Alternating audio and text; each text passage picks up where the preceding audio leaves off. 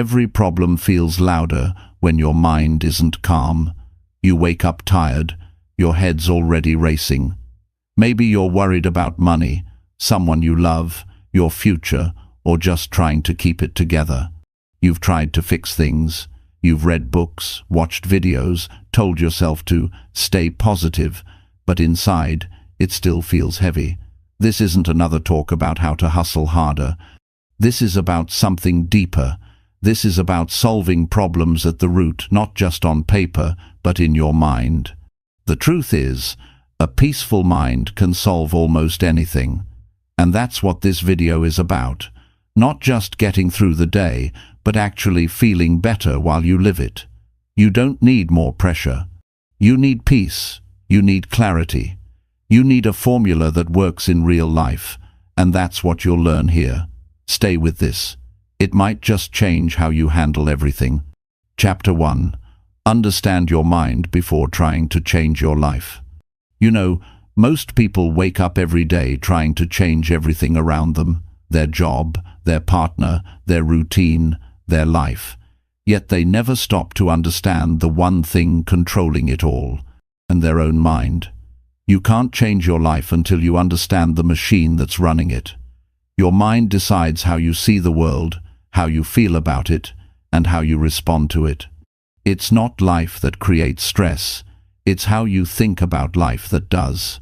If you want to solve any problem, you must start at the source, the thoughts that shape your reality. Everything begins there. The way you talk to yourself, the beliefs you repeat, the stories you tell in silence, that's where the real war is fought. Before you try to fix your life, pause and get to know the voice inside your head. What does it say when things go wrong? What does it whisper when you fail? What does it shout when you feel lost? Understanding your mind is like turning on the lights in a dark room. You begin to see what's been tripping you up all along. Every emotion you feel, every reaction you have, every habit you've built, they're all signals. They tell you how your mind has been trained. If you get angry too quickly, if you worry about what people think, if you quit before you finish, these are not flaws, they are messages. They are clues about how your mind works. When you pay attention, you stop living on autopilot. You begin to respond instead of react. You start seeing patterns instead of chaos. The truth is, most people don't think they react. Something happens, and they respond with emotion before they ever take a breath. They've trained their mind to defend, not to understand. And here's what happens. When the mind doesn't understand itself, it becomes its own enemy. You start fighting battles that don't even exist. You imagine outcomes that never happen. You rehearse pain that hasn't even arrived. That's how we turn small problems into heavy burdens, through misunderstanding how our own mind operates. Your mind is not against you. It's simply untrained. It's been shaped by years of repetition, fear, and habit. If you've spent 10 years worrying, your mind has become a master at worry. If you've spent 5 years doubting yourself, your mind has perfected that pattern. But the beautiful truth is, anything learned can be unlearned. Anything practiced can be replaced with something new. You can recondition your mind to think in a way that serves your peace instead of destroying it. Understanding your mind begins with observation. Watch your thoughts without trying to change them. When you feel anxious, don't rush to escape it. Watch what your mind says. When you feel angry, notice what thought came before it. You'll start to see the script that runs your life. Most of the time, it's the same few fears repeated in different situations. What if I fail? What will people think? I'm not enough. These are old stories. They started years ago. You didn't choose them consciously, but now they run your life unconsciously. Awareness is the first step to freedom. There's something powerful that happens when you realize that you are not your thoughts. You are the one who hears them. Once you see that, you can stop identifying with every thought that crosses your mind. You can question them, you can challenge them, you can ask, is this thought helping me or hurting me? That simple question can change the direction of your life. Because every decision begins with a thought, and every feeling is fueled by one. When people ask me how to change their life, I tell them, don't start with your job. Don't start with your relationship. Start with your thinking. Because your thinking is what built everything you see. If you think you can't, your actions will prove you right. If you think you're unlucky, you'll see evidence of it everywhere.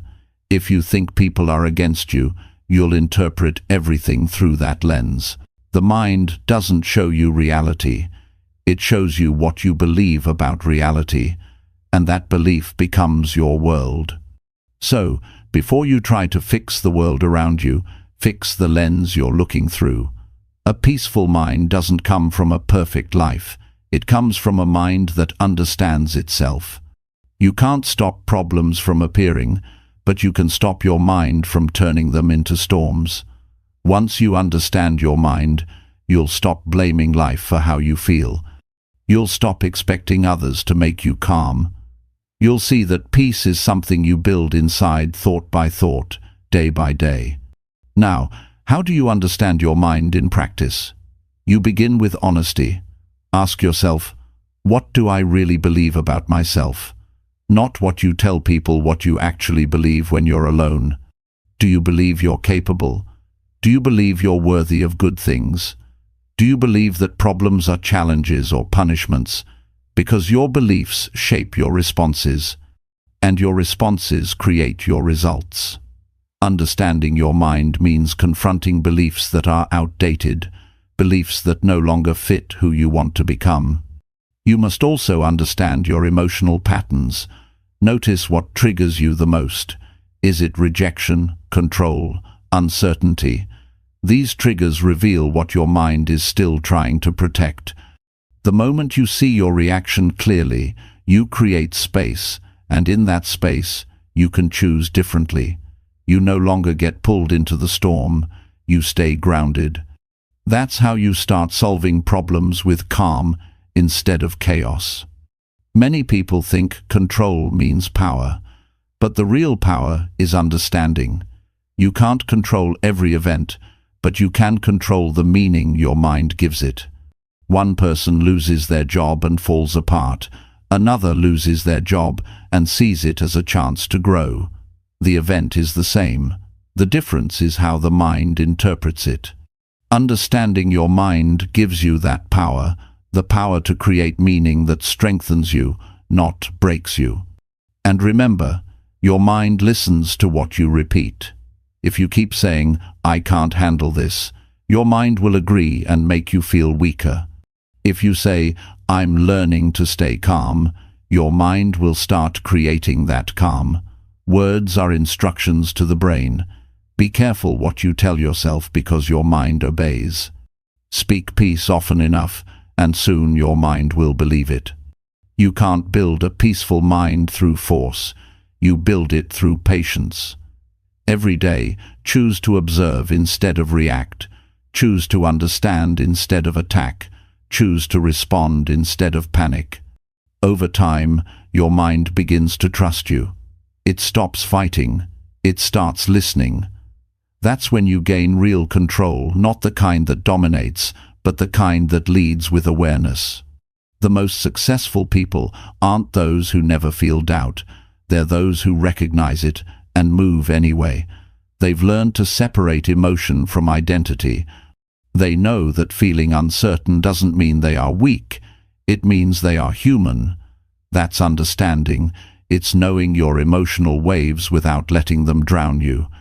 When you understand your mind, problems stop feeling personal. You start to see them as feedback. Life says, here's a weakness to strengthen, here's a lesson to learn. And instead of complaining, you listen, you begin to grow. That's when your peace becomes unshakable, not because life got easier, but because your mind got wiser. You owe it to yourself to understand why you think the way you do. Study yourself the way you study your goals. Pay attention to how your mind reacts to pressure, to failure, to praise. Every reaction tells you where you still need peace. And when you know that, you can work on it directly. You can journal your thoughts at the end of each day. Write down what made you stressed, what made you calm, what made you feel proud. You'll start to notice the same patterns appear again and again. Awareness grows through repetition. The more you observe, the clearer your mind becomes. Understanding your mind is not about being positive all the time. It's about being aware all the time. Sometimes awareness means facing truth that hurts. You might realize that your anger is just fear in disguise. You might see that your sadness comes from expectations you never questioned. That's good. That's progress, because you can't change what you don't understand. If you want peace, you must be brave enough to look inward. Most people keep running from themselves, hoping something external will make it better. A new job, a new partner, a new start. But everywhere you go, your mind goes too.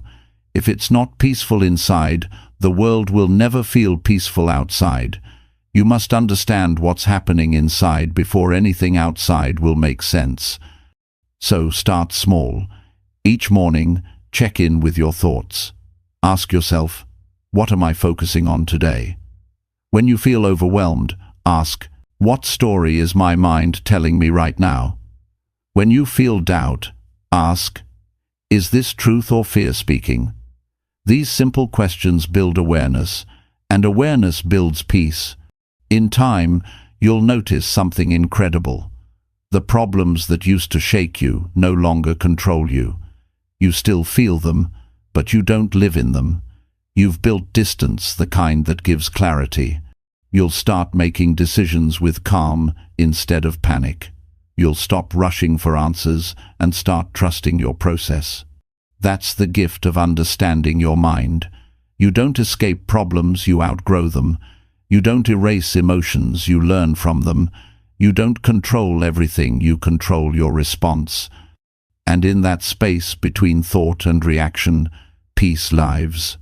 So before you try to change your habits, your work, or your world, stop and study the one thing directing it all, your mind. Learn how it thinks, why it fears, and what it believes.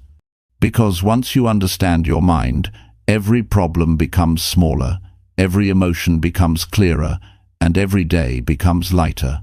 The peaceful mind isn't a mystery. It's a skill, and it begins with understanding yourself completely. Chapter 2. Calm your inner noise so solutions can finally appear. Every problem feels 10 times bigger when your mind is loud. You know that restless noise inside, the endless thinking, the replaying of mistakes, the worry about what might go wrong. That's the real storm. It's not the situation itself that breaks you down. It's the way your mind keeps spinning without pause. The moment you quiet that noise, clarity walks in. Calm is not the absence of problems. It's the ability to think clearly in the middle of them. You can't see your reflection in a shaking mirror, and you can't find answers in a shaking mind. When you're stressed, your brain floods with emotion, your focus narrows, and everything feels urgent. That's when you make decisions that don't serve you, reacting instead of responding, escaping instead of understanding. To solve any problem, you first need to calm your inner world. A peaceful mind makes strong decisions. A noisy mind only repeats old mistakes. When your mind is loud, it tells you that you must act immediately. It convinces you that doing something, anything, is better than being still. But that's not true. Most problems don't need a fast answer, they need a calm one. The fastest way to clarity is not movement, it's stillness. You can't outrun confusion, you have to outlast it with patience. The person who stays calm when others panic always sees what others miss. Calming your inner noise begins with awareness. Notice how your mind behaves under stress. When something unexpected happens, where does your attention go? Do you start imagining the worst? Do you relive old failures? Do you criticize yourself instantly? That's the noise that blocks insight. The mind gets trapped in loops of fear and judgment. Understanding that loop is the first step toward quieting it. Sometimes silence feels uncomfortable because it forces you to hear your real thoughts. You start noticing how often you speak harshly to yourself. You realize how much of your energy goes to what you can't control. This awareness can feel heavy at first, but it's freeing. Once you see how much of your suffering comes from your own thoughts, you gain the power to change them. Calm isn't given to you, it's built through gentle attention to what's happening inside. When your thoughts start to race, don't fight them. Fighting noise creates more noise. Instead, pause and observe. Take a slow breath. Ask yourself, what's really happening right now? Your body will follow your breath. Your mind will follow your focus. Breathing is your anchor. Each slow exhale tells your nervous system that you are safe, that it can stop running. Most of your tension comes from forgetting that you're okay in this moment. You don't have to clear your mind completely. You just have to stop feeding every thought. Not every idea deserves your attention. When your mind starts listing every possible outcome, you can simply say, "Not now." You can train your focus like a muscle. Each time you bring it back to the present moment, you strengthen it. Over time, your mind learns that peace is not found in control, it's found in presence. A calm mind doesn't mean an empty mind.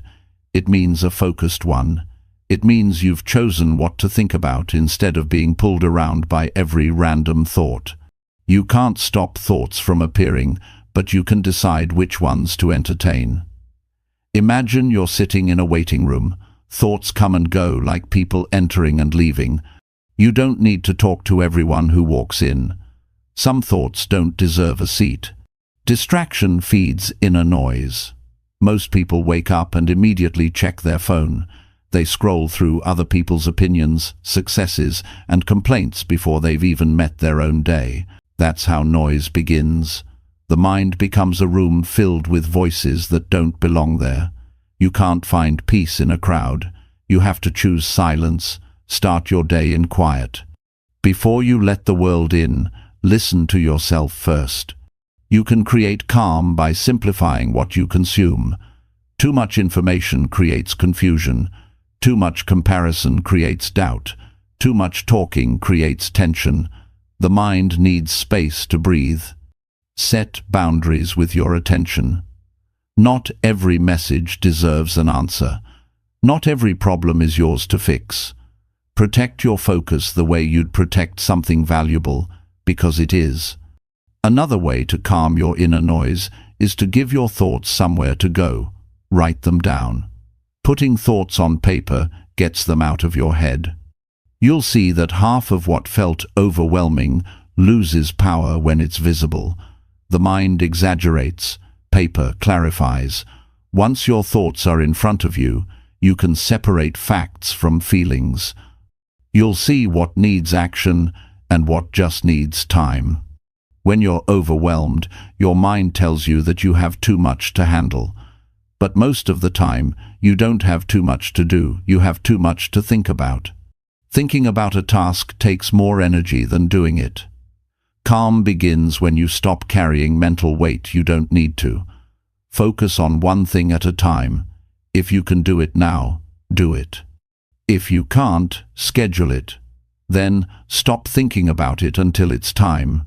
Calm isn't something you find once, it's something you practice daily. It's the small pauses between thoughts. It's the patience between what you want and when it arrives. It's choosing not to react when every part of you wants to fight back.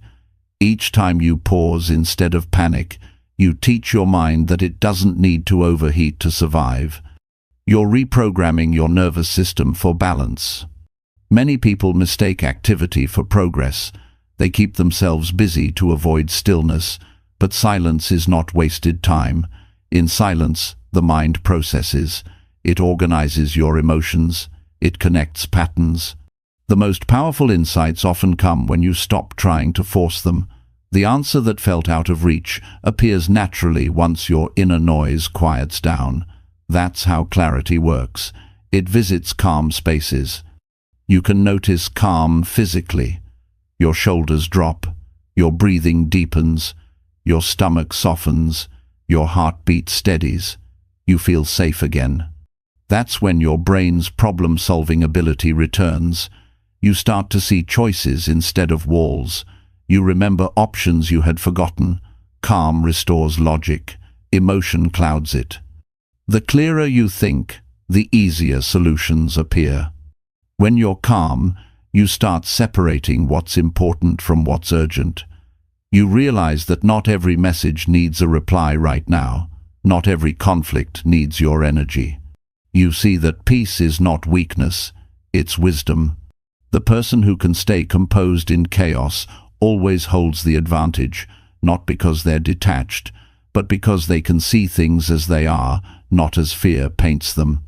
Sometimes calm comes from acceptance. When you stop resisting what is happening, your energy shifts. You can't always control events, but you can stop arguing with reality. Resistance multiplies stress. Acceptance reduces it. It doesn't mean you like the situation. It means you stop fighting what you can't change. Once you accept it, you have space to find the next step. Another way to calm your mind is through movement. Walk outside, feel the air, notice your surroundings. When you reconnect with your senses, your thoughts slow down. Nature has a rhythm that reminds your mind to breathe. You can't feel both panic and gratitude at the same time. When you engage your senses, gratitude naturally returns, and with it comes peace. Calm is also built through rest. A tired mind is a noisy mind. Lack of sleep makes small problems look enormous. Rest gives your brain time to reset. Don't glorify exhaustion. Productivity without peace isn't success, it's burnout. True progress includes recovery. Give your mind quiet time, the way you give your body food. Sometimes you need to forgive yourself to quiet the noise. Regret is one of the loudest sounds in the human mind. It keeps repeating what you should have done, could have done, might have done. But the past is unchangeable. You can only learn from it, not live in it. The moment you accept your past as part of your story, the echo starts to fade. Forgiveness is silence to the mind. To solve problems effectively, you must approach them with emotional stability. When your emotions are high, your perspective narrows. You only see from the angle of fear or frustration. Calm widens that angle. You see more possibilities. You hear more clearly. You speak more thoughtfully. That's why the most peaceful person in a room often ends up being the leader, because clarity attracts trust. People think they'll be calm once their life gets easier. But life doesn't get easier. Your mind gets stronger. The same storm that breaks one person can build another. The difference lies in inner stillness. When you know how to return to calm quickly, you stop being afraid of challenges. You stop doubting yourself every time something goes wrong. You trust that you can think your way through it because you've done it before. You can build rituals for calm. Before big decisions, take 5 deep breaths. Before replying in anger, wait a minute. Before ending your day, sit in quiet for a few moments. These are small acts, but they train your brain to slow down before reacting. The more you practice, the faster your mind finds peace. Calm doesn't mean being passive. It means acting with clarity. You can still be strong, assertive, and ambitious while being calm. In fact, calm is what keeps your strength consistent. Anger burns fast. Calm endures. Calm people are not slow, they're deliberate. They don't rush because they know speed without direction leads nowhere. When you learn to calm your inner noise, you start trusting your intuition again. Under stress, your intuition gets buried under fear. Once you're quiet, it rises. You begin to sense what's right without forcing logic. You make better decisions because they're not born from panic. Inner calm reconnects you with the wisdom that's been there all along. If you want solutions, stop chasing them in the noise. Stop trying to think your way out of confusion. Step back, sit still, breathe, observe. Let your thoughts settle the way dust settles after a storm. When the air clears, what you need to do will become obvious. Most solutions are simple. It's the noise that makes them hard to see. Peace is not a personality trait. It's a discipline. It's a choice you make again and again until it becomes your natural state. Every calm response builds a stronger foundation for the next challenge. You start living differently. You stop reacting to every emotion. You start valuing silence over opinion, patience over haste, understanding over being right. When your mind is calm, problems stop controlling your emotions. You start leading your own thoughts instead of being dragged by them. You listen more, judge less, and think deeper. You stop looking for peace outside because you've built it inside. And when you have that, no matter what life throws at you, you can face it with a clear head, a steady heart, and a peaceful mind. That's when real solutions appear not from struggle, but from understanding. Chapter 3. Question your thoughts instead of believing them blindly. Most people never stop to question what their mind tells them. They hear a thought and assume it's the truth. But not every thought deserves your trust. Your mind is like a storyteller. It creates narratives based on your fears, past experiences, and expectations. Some of those stories are helpful, but many are not. They repeat old pain, exaggerate small worries, and make you believe things about yourself that are not real. If you want peace, if you want clarity, you must begin to question what you think instead of believing it blindly. Your mind has been collecting ideas since you were a child. You learned what was possible, what was dangerous, what was acceptable. Every belief you hold came from somewhere. Parents, teachers, society, failures, pain. Over time, those beliefs turned into automatic thoughts. You don't even notice them. They just appear, telling you who you are and how life works. But here's the truth.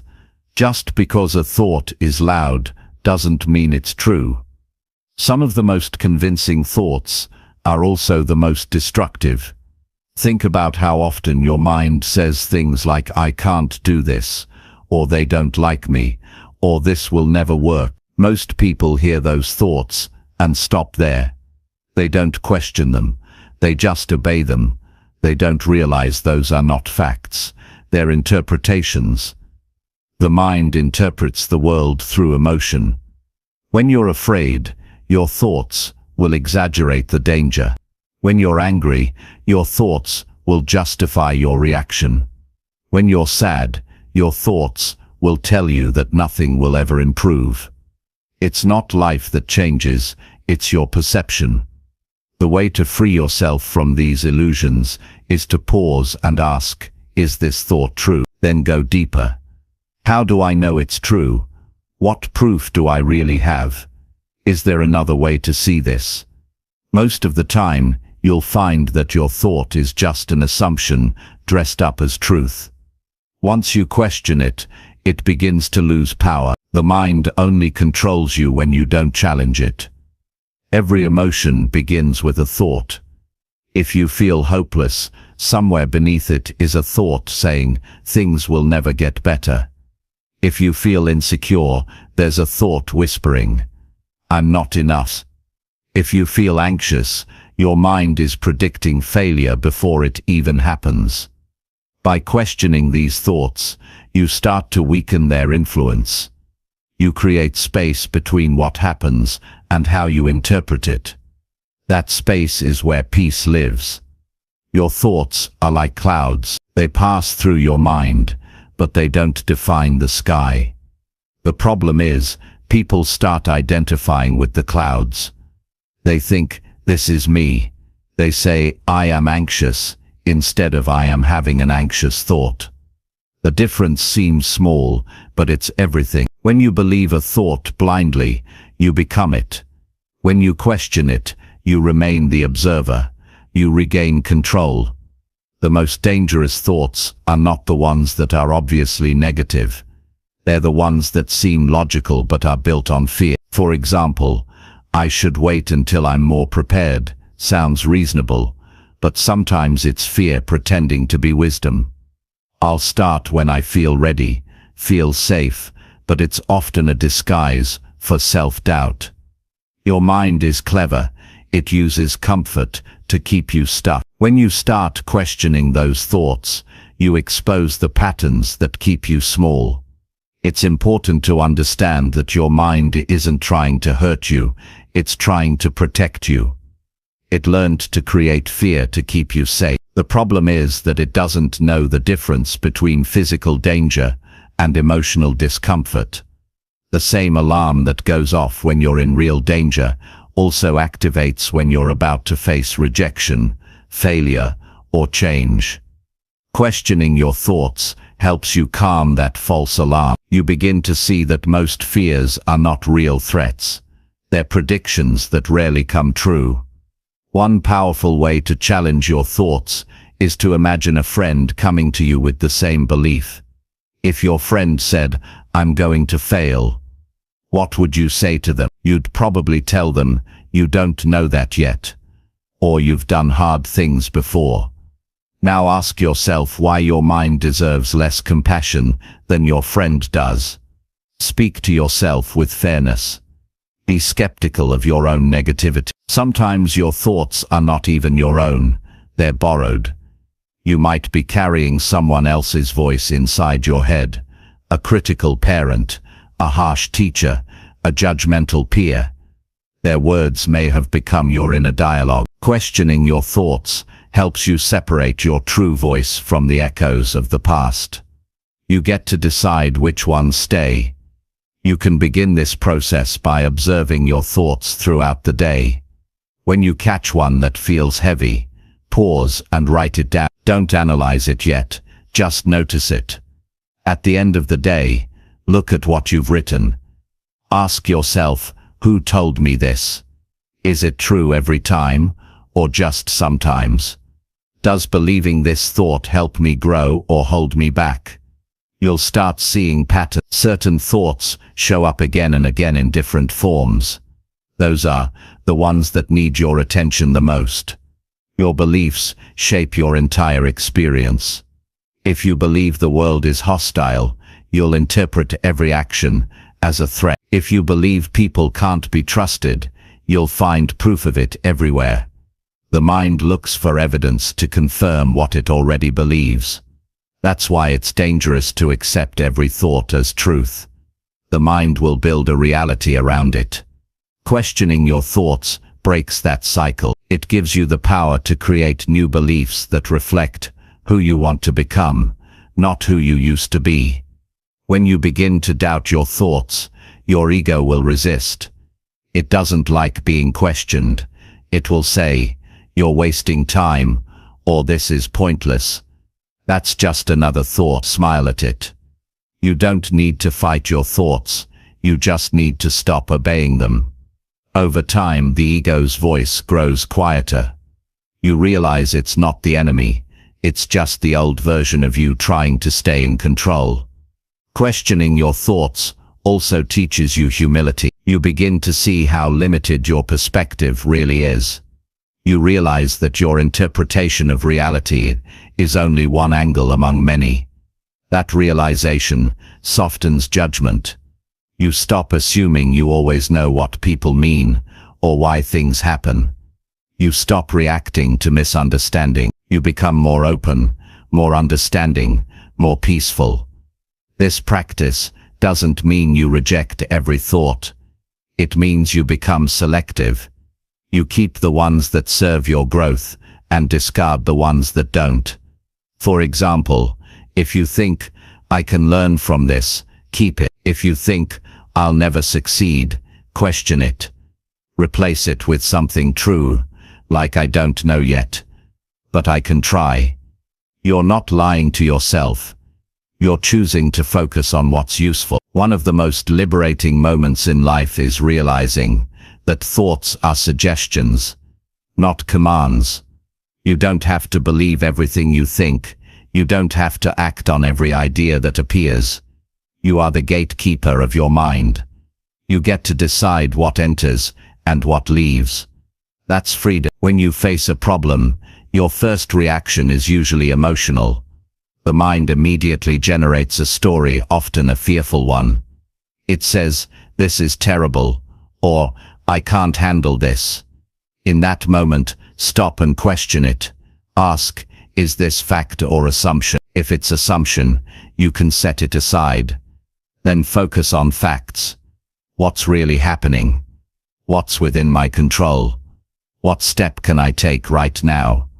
The moment you separate emotion from fact, your problem becomes smaller and clearer. Questioning your thoughts doesn't make you weak, it makes you wise. It takes courage to challenge your own mind. Most people never do it. They live inside their beliefs, without realizing they built the walls themselves. They call it reality, but it's just perception. When you start questioning, you're breaking those walls down one by one. You make room for truth to enter. You can also train yourself to look for opposing evidence. If your mind says, "I always mess things up," find examples of when you succeeded. If it says, "Nobody cares about me," remember moments when someone showed kindness. This rewires your brain to balance negativity with reality. The mind exaggerates pain because it's wired for survival. You must consciously remind it that not every thought is a threat. Over time, you'll notice a shift. The voice in your head becomes less demanding. You'll stop feeling like a prisoner to your emotions. You'll still have thoughts, but they'll feel lighter, easier to manage.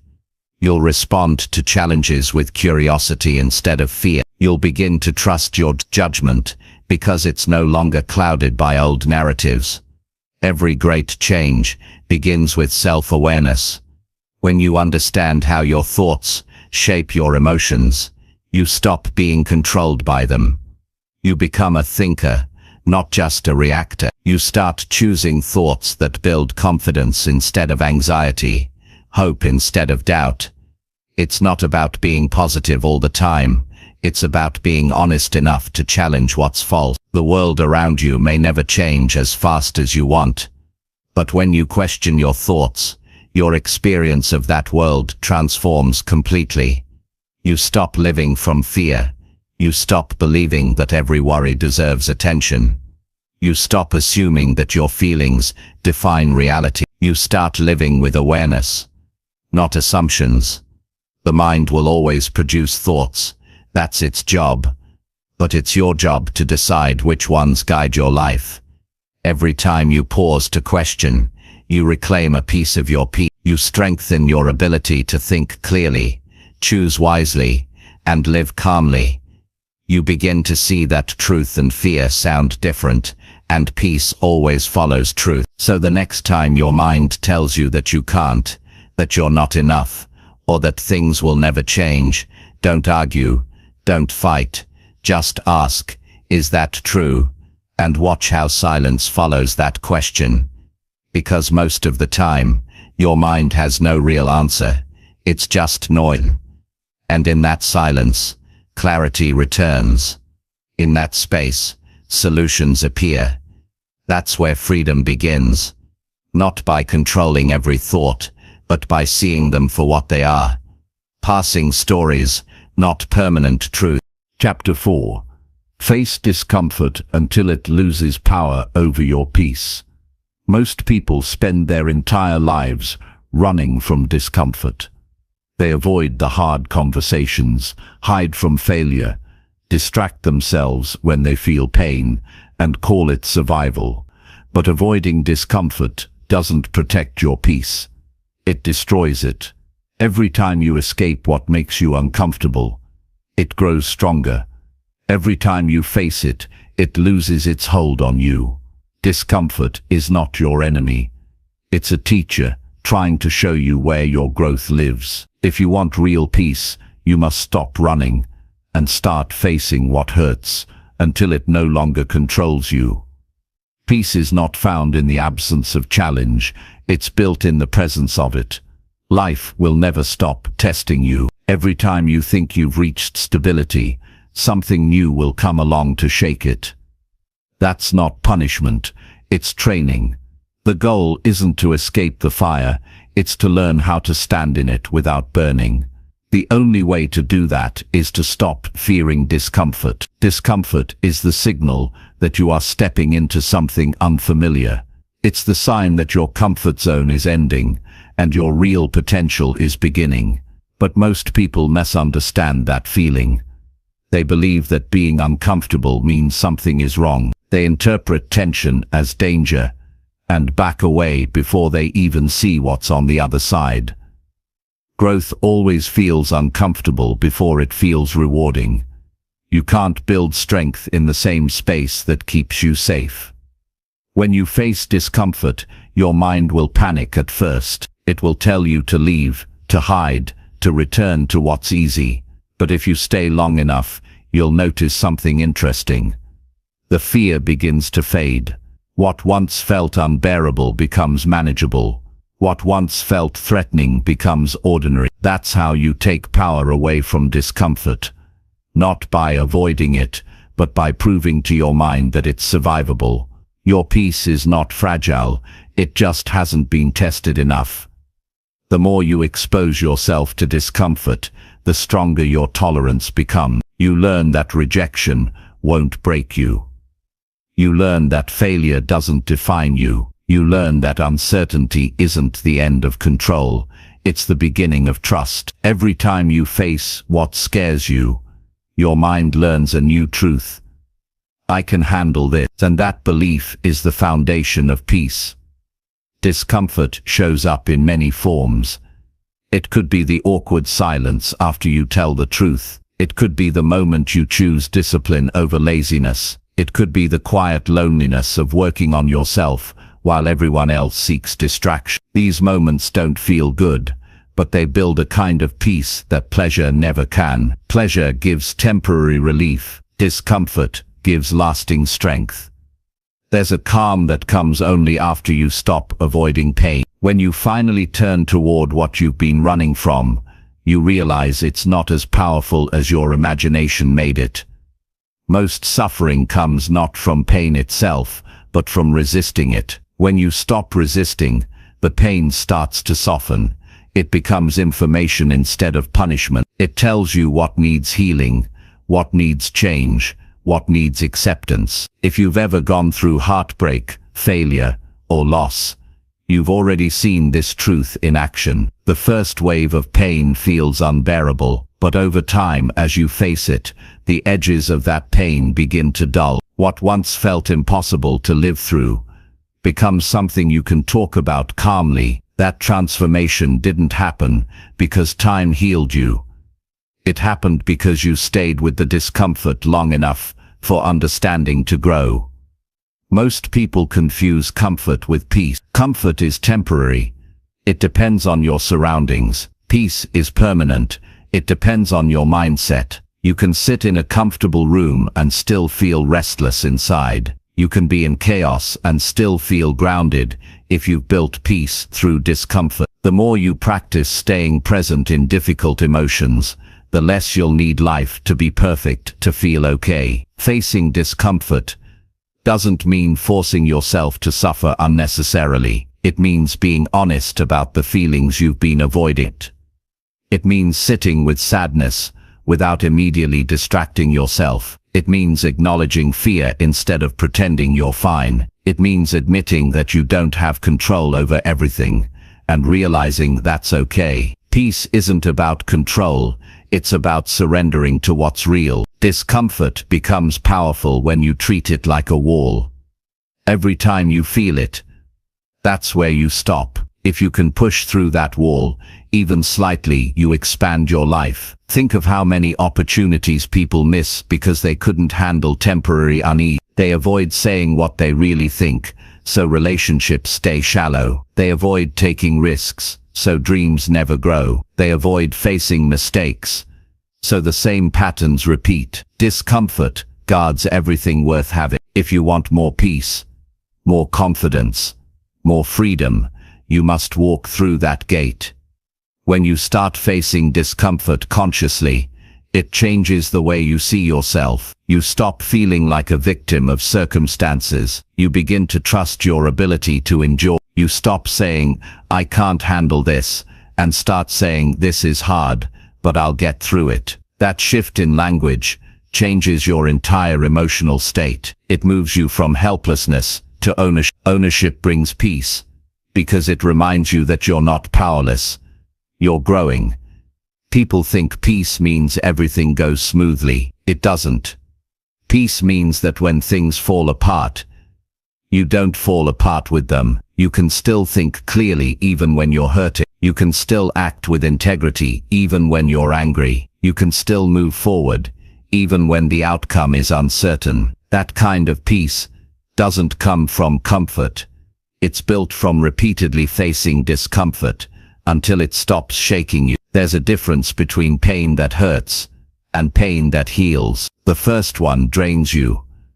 The second one transforms you. Growth pain teaches you patience, humility, strength, and compassion. It shows you how to stay calm when life doesn't cooperate. It shows you that fear is not fatal. It's a signal that you're expanding. Each time you endure a moment of discomfort with awareness, you grow a little stronger, a little freer, a little more at peace. Discomfort also exposes truth. It reveals what really matters to you. When you're tested, you find out which values are genuine and which were just words. You discover who stands with you and who disappears. You realize what's essential and what's just noise. Discomfort clears illusions. It strips away what's fake and leaves what's real. That's why peace often comes after struggle. The struggle removes everything unnecessary. When discomfort appears, your natural instinct is to escape, but the moment you escape, it follows you in a new form. The same fears appear in different situations until you face them directly. Life keeps presenting the same lesson until you learn it. The quicker you confront it, the sooner you free yourself. Running from discomfort keeps you stuck in repetition. Walking through it opens new possibilities. You can train yourself to face discomfort with small steps. Start by doing something slightly harder than usual each day. Speak up when you'd normally stay quiet.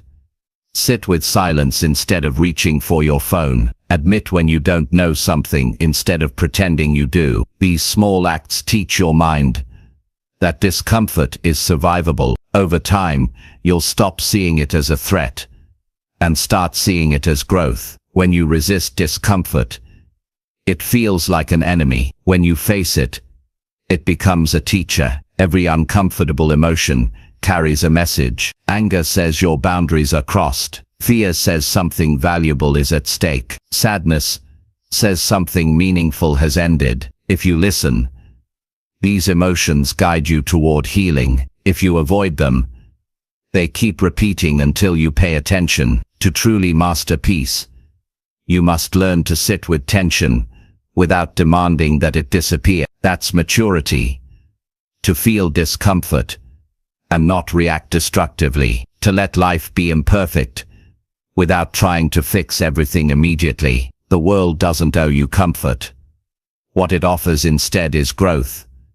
And growth requires friction. If you expect life to be easy, you'll always be disappointed. If you expect it to be challenging, but manageable, you'll find peace even in chaos. Facing discomfort doesn't make you cold, it makes you resilient. It teaches you empathy, because once you've known your own pain deeply, you understand others more compassionately. People who've avoided pain often judge quickly. People who've faced it judge less. They know that everyone's carrying something unseen. That understanding softens your heart and strengthens your peace. There will be moments when discomfort feels endless. You'll think it's too much, that it will never pass. But every emotion has a lifespan. No feeling lasts forever. If you breathe through it, stay present, and resist the urge to escape. You'll see it fade. The next time it returns, it will feel lighter. Eventually, what once triggered panic will barely move you. That's not numbness. That's mastery. Peace doesn't come from perfect circumstances. It comes from trust. Trust that you can face whatever comes and still remain whole. The moment you stop fearing discomfort, you stop living defensively. You stop waiting for everything to be calm before you relax. You start carrying calm within you. No matter what's happening outside, discomfort is the doorway to emotional freedom. Walk through it often. Feel the sting, the tension, the fear. But stay steady. Let discomfort speak until it runs out of things to say. When you can sit in its presence without losing your balance, you'll know real peace. Not the temporary kind that depends on conditions, but the deep kind that lives inside you. That's the quiet power of facing discomfort. You stop hiding. You stop shrinking. You stop needing life to be easy to feel okay. You learn to stand in the storm without trembling. You understand that peace isn't something life gives you. It's something you build by refusing to run from what hurt. And once you face discomfort long enough, it loses its power. And what's left is strength, clarity, and a calm that nothing can take away. Chapter 5. Accept uncertainty and learn to stay steady within it. Uncertainty is one of the hardest things for the human mind to accept. We want to know what's coming. We want to be sure that things will work out, that people will stay, that plans will unfold the way we imagined. But life doesn't work that way. No matter how much you prepare or how tightly you hold on, there will always be things you can't control. The truth is, peace begins the moment you stop demanding certainty and start learning how to stay steady inside the unknown. Most of our stress doesn't come from what is happening. It comes from what we think might happen. The mind hates not knowing. It tries to fill every gap with predictions, assumptions, and worst-case scenarios. That's why uncertainty feels so heavy. It's not the unknown that hurts, it's the mental noise we create around it. When you learn to live without needing all the answers, you take back control of your peace. Uncertainty is not chaos, it's reality. Every moment of your life has always been uncertain. You've just learned to ignore it when things feel stable. The future has never been guaranteed. Not for a single person. What makes life beautiful and terrifying at the same time is that you never know exactly how it will unfold. You can plan, but you can't predict. You can hope, but you can't demand. The only real control you have is over your state of mind. That's where steadiness begins. When you try to fight uncertainty, you create anxiety. When you accept it, you find calm. Acceptance doesn't mean giving up. It means understanding that your energy is better spent on adapting than resisting. The more you fight to control the uncontrollable, the more power you give to fear. But the moment you stop trying to force outcomes, you feel lighter. You begin to move through life with clarity instead of tension. People often say, "I just want to know what's going to happen," as if knowing would solve everything. But certainty doesn't guarantee peace. How many times have you known what was coming and still felt uneasy? What you're really searching for isn't certainty, it's safety. And safety doesn't come from knowing the future. It comes from trusting your ability to handle it, whatever it brings. Uncertainty is the soil where growth takes root. Without it, you would never learn courage, patience, or faith. Every step forward in your life has required walking into something you couldn't predict. You started new jobs, moved to new places, entered new relationships, all without guarantees. Growth and uncertainty are inseparable. You can't evolve while clinging to the familiar. The price of transformation is letting go of certainty. Learning to stay steady in uncertainty begins with awareness. Notice what your mind does when it feels unsure. It starts spinning, doesn't it? It creates stories. It imagines outcomes that haven't happened. It tries to find something solid to hold on to. You can interrupt that process by grounding yourself in the present moment. When your mind jumps into the future, bring it back by asking, what's true right now? Usually what's true is much simpler than what you imagine. You're breathing, you're alive. You have choices. You're safe right now. The mind likes to believe that certainty equals safety, but the opposite is often true. When you demand certainty, you limit yourself.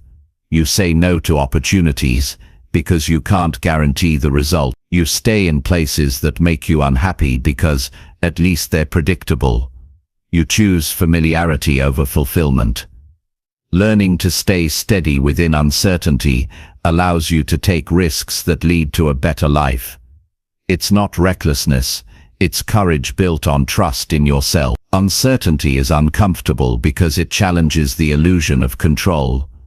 We like to believe that if we plan carefully enough, we can avoid pain, loss or failure. But no plan can guarantee that.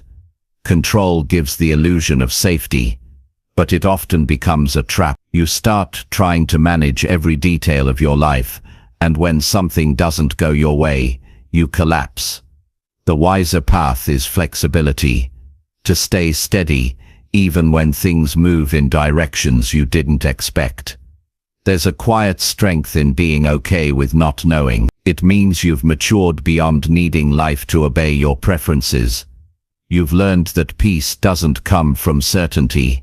It comes from stability within. When you build that stability, you can walk into any situation without fear of losing yourself. Life stops feeling like a series of threats and starts feeling like a series of experiences.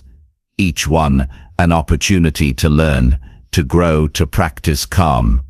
Think about how much energy is wasted on trying to control the uncontrollable. People spend nights awake over what someone might say, how something might turn out, or whether things will go as planned.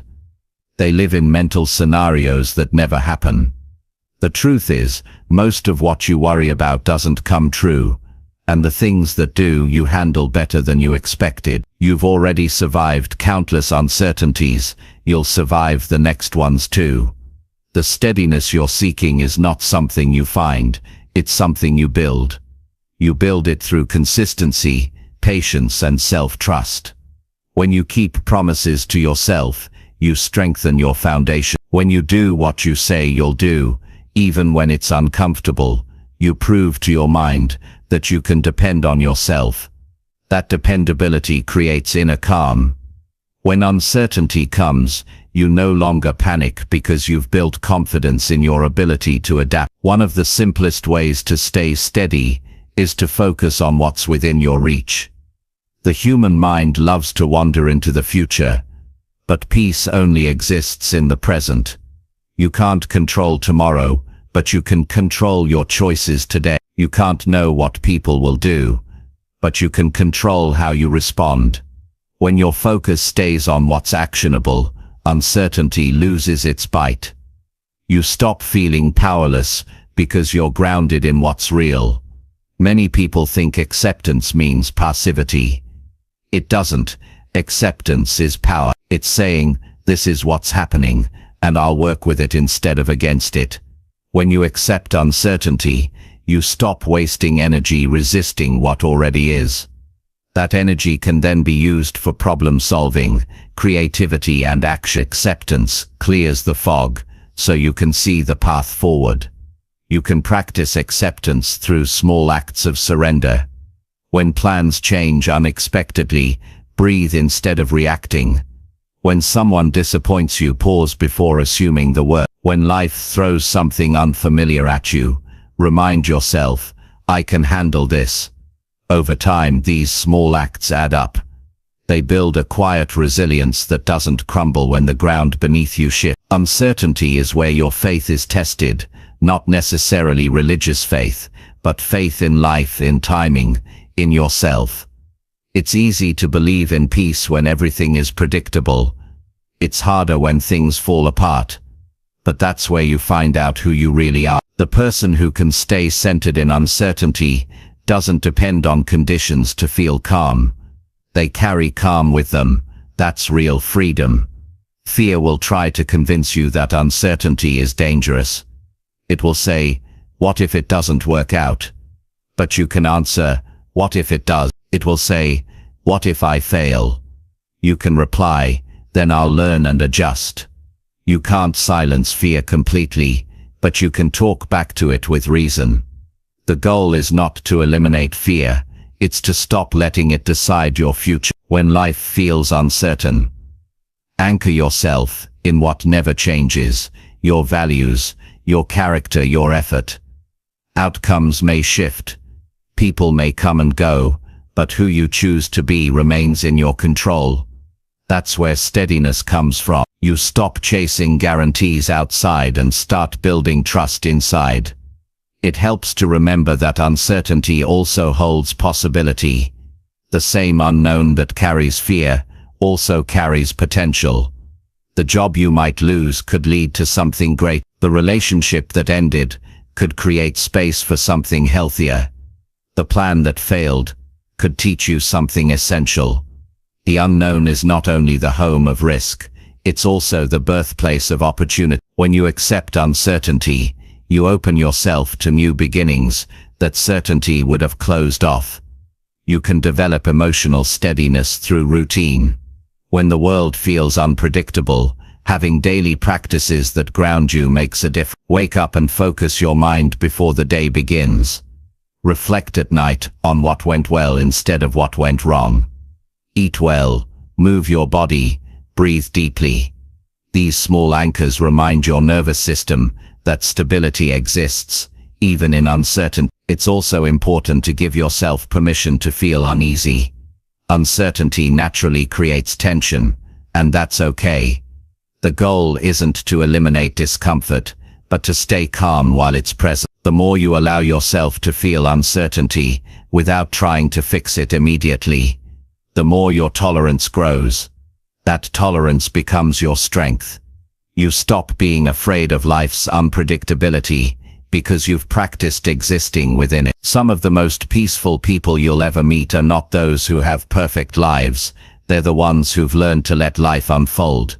They trust the process, even when it's messy. They don't chase answers.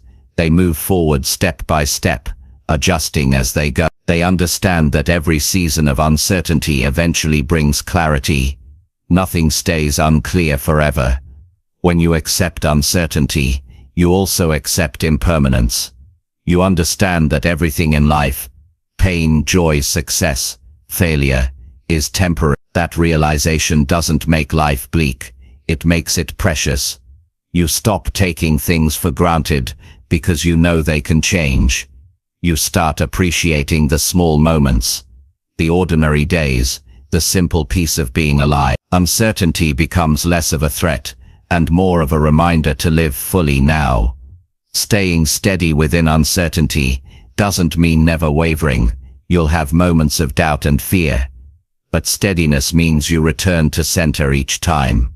You catch yourself when your mind starts racing. You breathe. You remind yourself that you've handled uncertainty before, and you can handle it again. You don't have to be perfect, you just have to stay aware.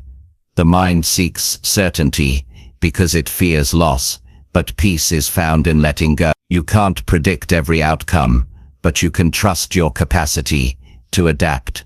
You can't control every storm, but you can learn how to sail through it. When you stop needing guarantees, you begin to live freely. So stop asking for life to give you answers. Before you move, start moving and let the answers reveal themselves along the way. Don't wait for certainty to begin living. It never comes. Learn to breathe through the unknown, to stay balanced when plans shift, to keep your heart open when outcomes aren't clear. The moment you stop fighting uncertainty and start flowing with it, something remarkable happens. You begin to experience peace, not as a result of control, but as a result of trust. You stop needing life to be predictable to feel safe. You stop fearing change because you know you can meet it with calm. You stop searching for guarantees and start creating stability from within. That is what it means to accept uncertainty and stay steady within. It's not about knowing the path ahead. It's about walking it with presence and courage. It's about trusting yourself enough to face the unknown with open eyes and a calm heart. And when you live that way, uncertainty no longer feels like a threat. It becomes the quiet space where peace, growth, and new beginnings are born. Chapter 6. Recognize your emotions early and guide them with reason. Most people are not destroyed by their emotions. They are destroyed by their inability to recognize them early. Emotions are not the problem. It's the delay in noticing them that creates damage. When you ignore what you feel, emotions build quietly until they explode. When you deny them, they hide and shape your behavior without your awareness. But when you notice them early and guide them with reason, you reclaim control over your mind, your actions, and your peace. Emotions are signals. They are messengers, not dictators. Anger tells you something feels unfair. Fear warns you of possible danger. Sadness shows that something important has been lost. But most people don't treat emotions as information. They treat them as orders. They react instead of reflecting. They speak before thinking, act before calming, judge before understanding. That's when emotions take over and reason disappears. The key to emotional mastery is to observe what you feel without rushing to obey it. Recognizing emotions early requires awareness. You can't control what you don't notice. The earlier you catch the emotion, the easier it is to manage. Think of it like a spark. If you see it early, you can cool it down easily, but if you ignore it, it turns into a fire that burns everything in its path. Most people try to control the fire instead of preventing the spark. Real emotional intelligence starts with awareness, not reaction. You can train yourself to notice emotions by paying attention to your body. Your body often knows what you feel before your mind does. Your chest tightens when you're anxious. Your jaw clenches when you're angry. Your shoulders drop when you're sad. These physical signs are clues. When you learn to listen, your body becomes your emotional compass. The moment you sense something changing, pause. Don't rush to label it or fix it.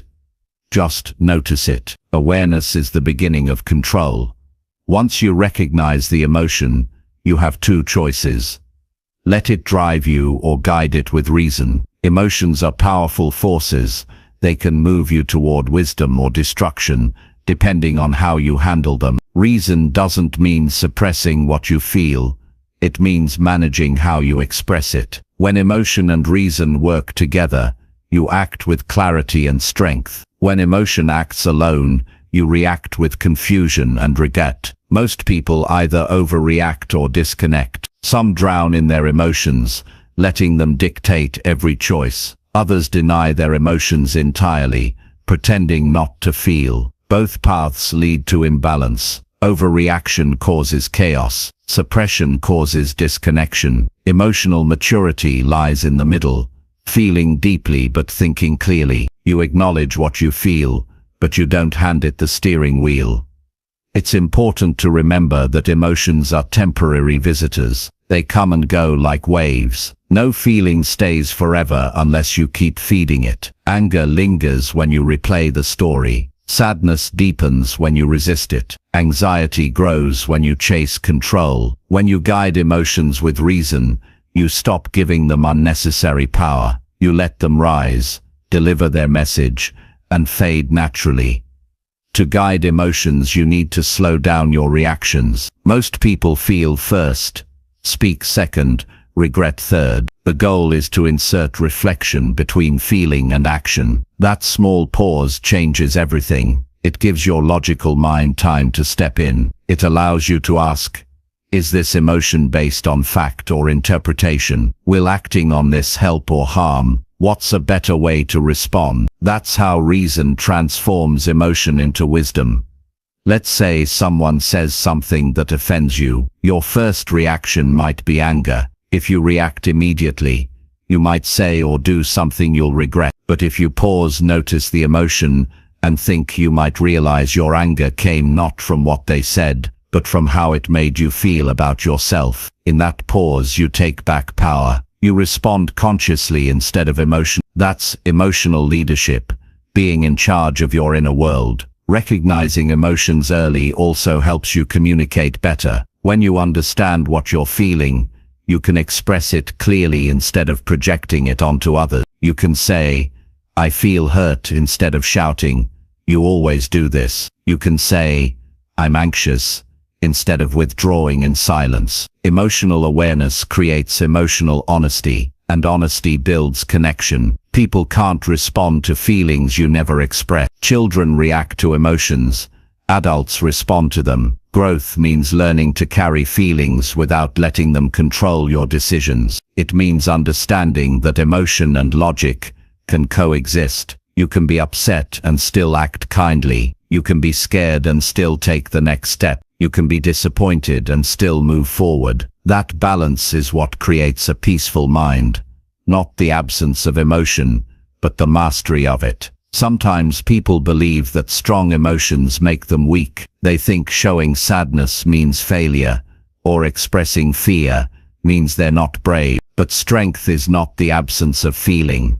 It's the ability to face what you feel without losing balance. When you recognize your emotions and guide them with wisdom, you turn vulnerability into strength. You stop being reactive and start being responsive. You stop carrying emotional baggage that doesn't belong to the present moment. Emotional awareness doesn't mean analyzing every thought. It means understanding patterns. Notice which emotions show up most often. Do you get angry when you feel unheard? Do you get anxious when things are uncertain? Do you shut down when criticized? These patterns reveal old wounds that still influence you. Once you see them, you can separate past pain from present reality. That separation gives you freedom. You no longer react today as if it's yesterday.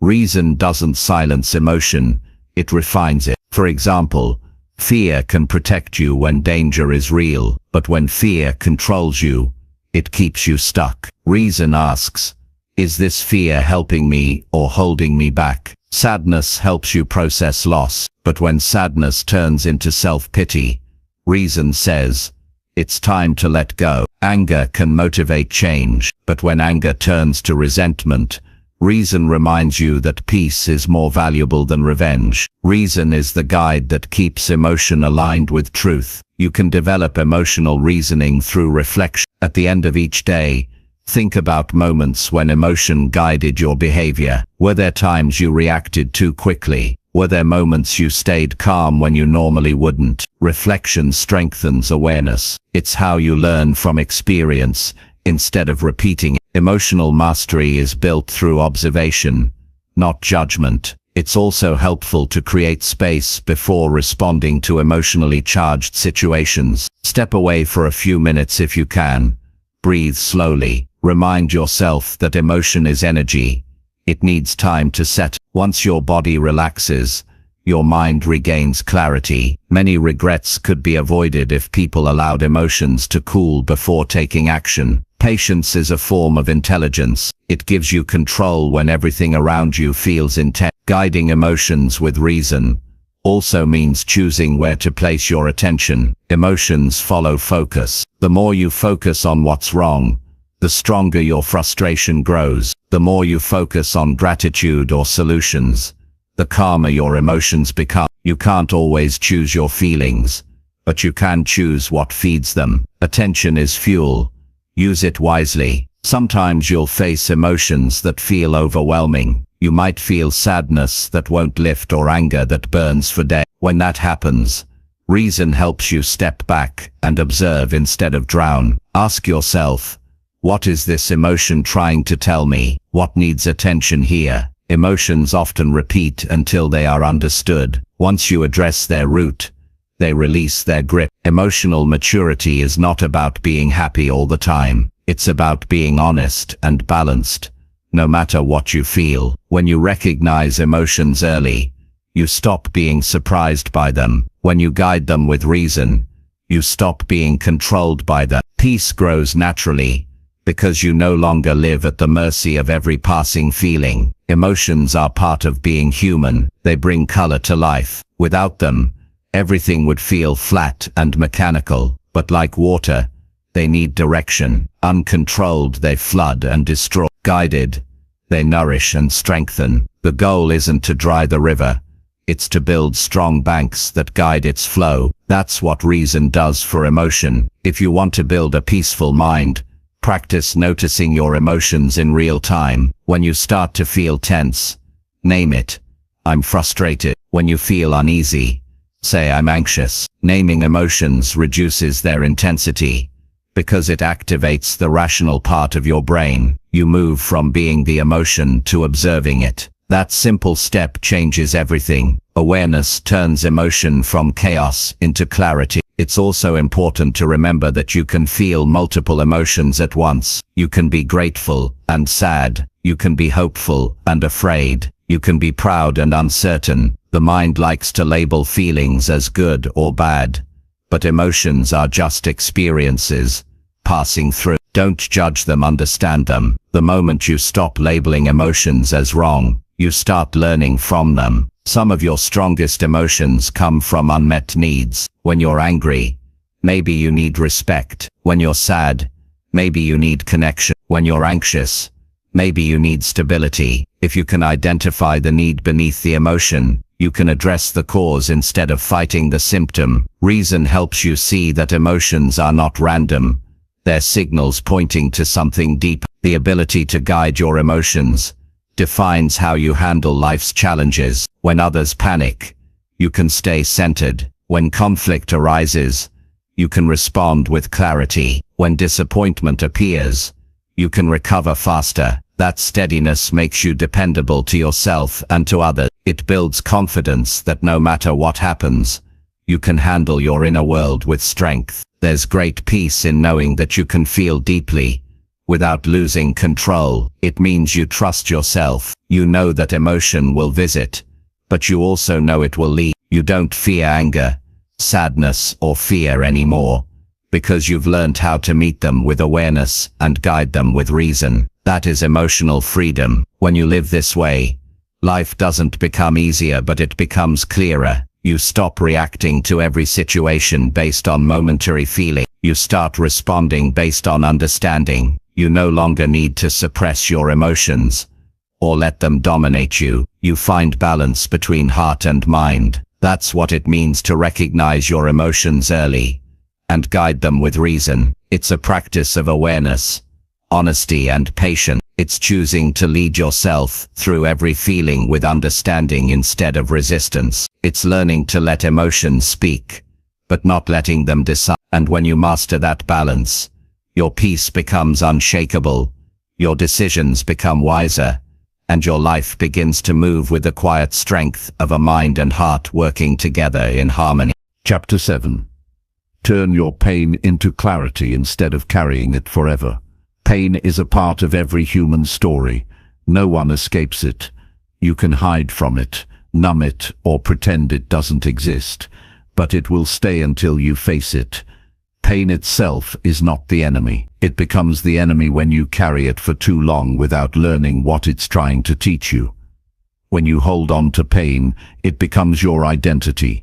When you learn from it, it becomes your clarity. The difference between people who stay stuck in pain and those who grow from it lies in how they interpret it.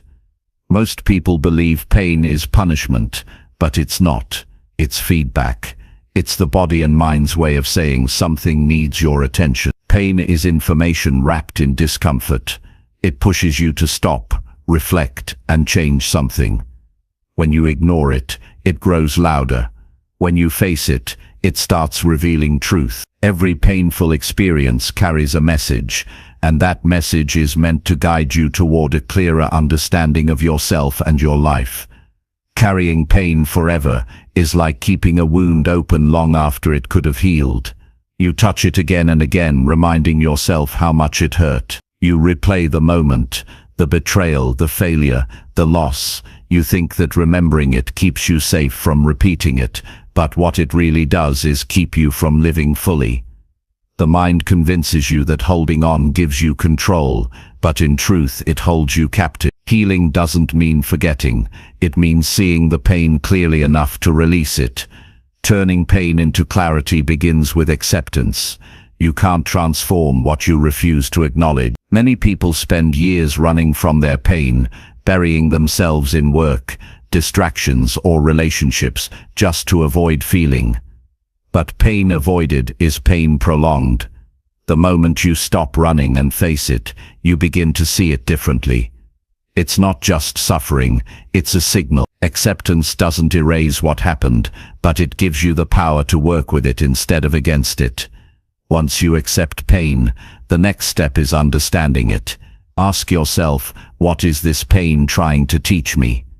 What truth have I been avoiding? What does this experience reveal about what matters to me? Pain can show you where you've been neglecting yourself.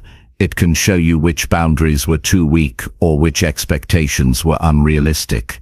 It can show you what you need to change to move forward. When you look at pain through this lens, it stops being meaningless suffering and starts becoming a source of wisdom. Every painful experience changes you. The question is how. It can make you bitter or make you better. It can close your heart or open your eyes.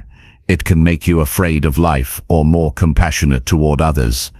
The choice is yours. Growth isn't automatic, it's intentional. You decide whether pain breaks you or builds you.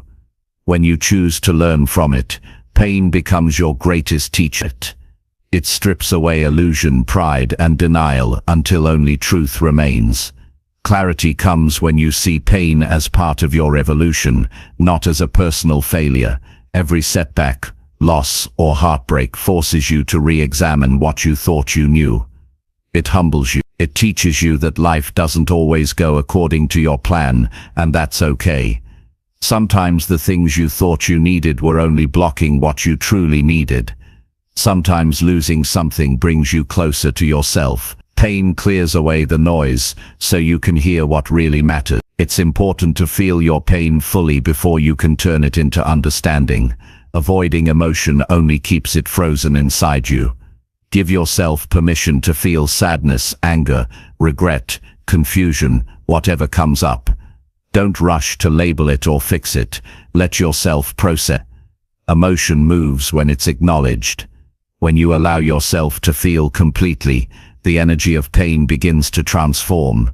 What was once chaos becomes insight. You start to understand not just what happened, but what it awakened in you. One of the hardest truths about pain is that it doesn't disappear just because you're tired of it. It waits for you to learn from it. You can bury it under distractions, but it will resurface whenever life touches the same nerve. Healing happens when you stop running from the lesson inside the pain. Sometimes that lesson is forgiveness. Sometimes it's self-respect. Sometimes it's learning to let go of control. The pain remains until the lesson is understood. Forgiveness is often a turning point in transforming pain into clarity. Forgiving doesn't mean excusing what happened. It means freeing yourself from the emotional weight of it. Holding on to anger or resentment doesn't protect you. It poisons you. It keeps you emotionally tied to the very thing that hurt you. Forgiveness releases that bond. It says, I won't let this define me anymore. It's not about the other person, it's about your peace. Clarity also comes from seeing pain in its proper place. Pain is part of your past, not your identity. You are not what happened to you, you are what you chose to become because of it. The moment you separate your identity from your experience, you regain power. You stop describing yourself as broken and start describing yourself as aware. That shift changes how you move through life. You no longer see yourself as a victim of pain, but as a student of it. To turn pain into clarity, you must be willing to ask hard questions. What role did I play in this? What patterns led me here? What am I still resisting? Honest reflection is uncomfortable because it exposes truths we'd rather avoid, but those truths are what set you free. Clarity is never comfortable, but it's always liberating. Pain loses its grip when you understand it deeply enough to learn from. Another powerful step in transforming pain is expression. Speak it, write it, create from it. When you give your pain a voice, it no longer controls you from the shadows. Expression turns pain into art, emotion into message, and suffering into strength. You don't have to broadcast it to the world, you just have to stop hiding it from yourself. Putting pain into words helps you make sense of it, and when you make sense of it, you can finally let it go. Every painful memory carries a hidden insight about life. The heartbreak that left you shattered taught you what kind of love you deserve. The failure that embarrassed you taught you humility and resilience. The rejection that broke your confidence forced you to build it from within instead of seeking it from others. Pain has a strange way of redirecting you toward your real path. What looks like loss at first often turns out to be protection or preparation. You don't grow by avoiding pain, you grow by understanding what it reveals. Some of the most peaceful people in the world are not those who've had easy lives. They're the ones who've faced pain and made peace with it. They've stopped asking, why me, and started asking, what now? That shift moves you from suffering to clarity. When you accept that pain is part of being alive, it stops feeling like an interruption and starts feeling like a natural part of growth. There's a quiet strength that comes from surviving what once terrified you. When you realize that pain didn't destroy you, something changes inside. You begin to trust yourself more. You stop fearing future pain because you know you can handle it. That confidence becomes clarity.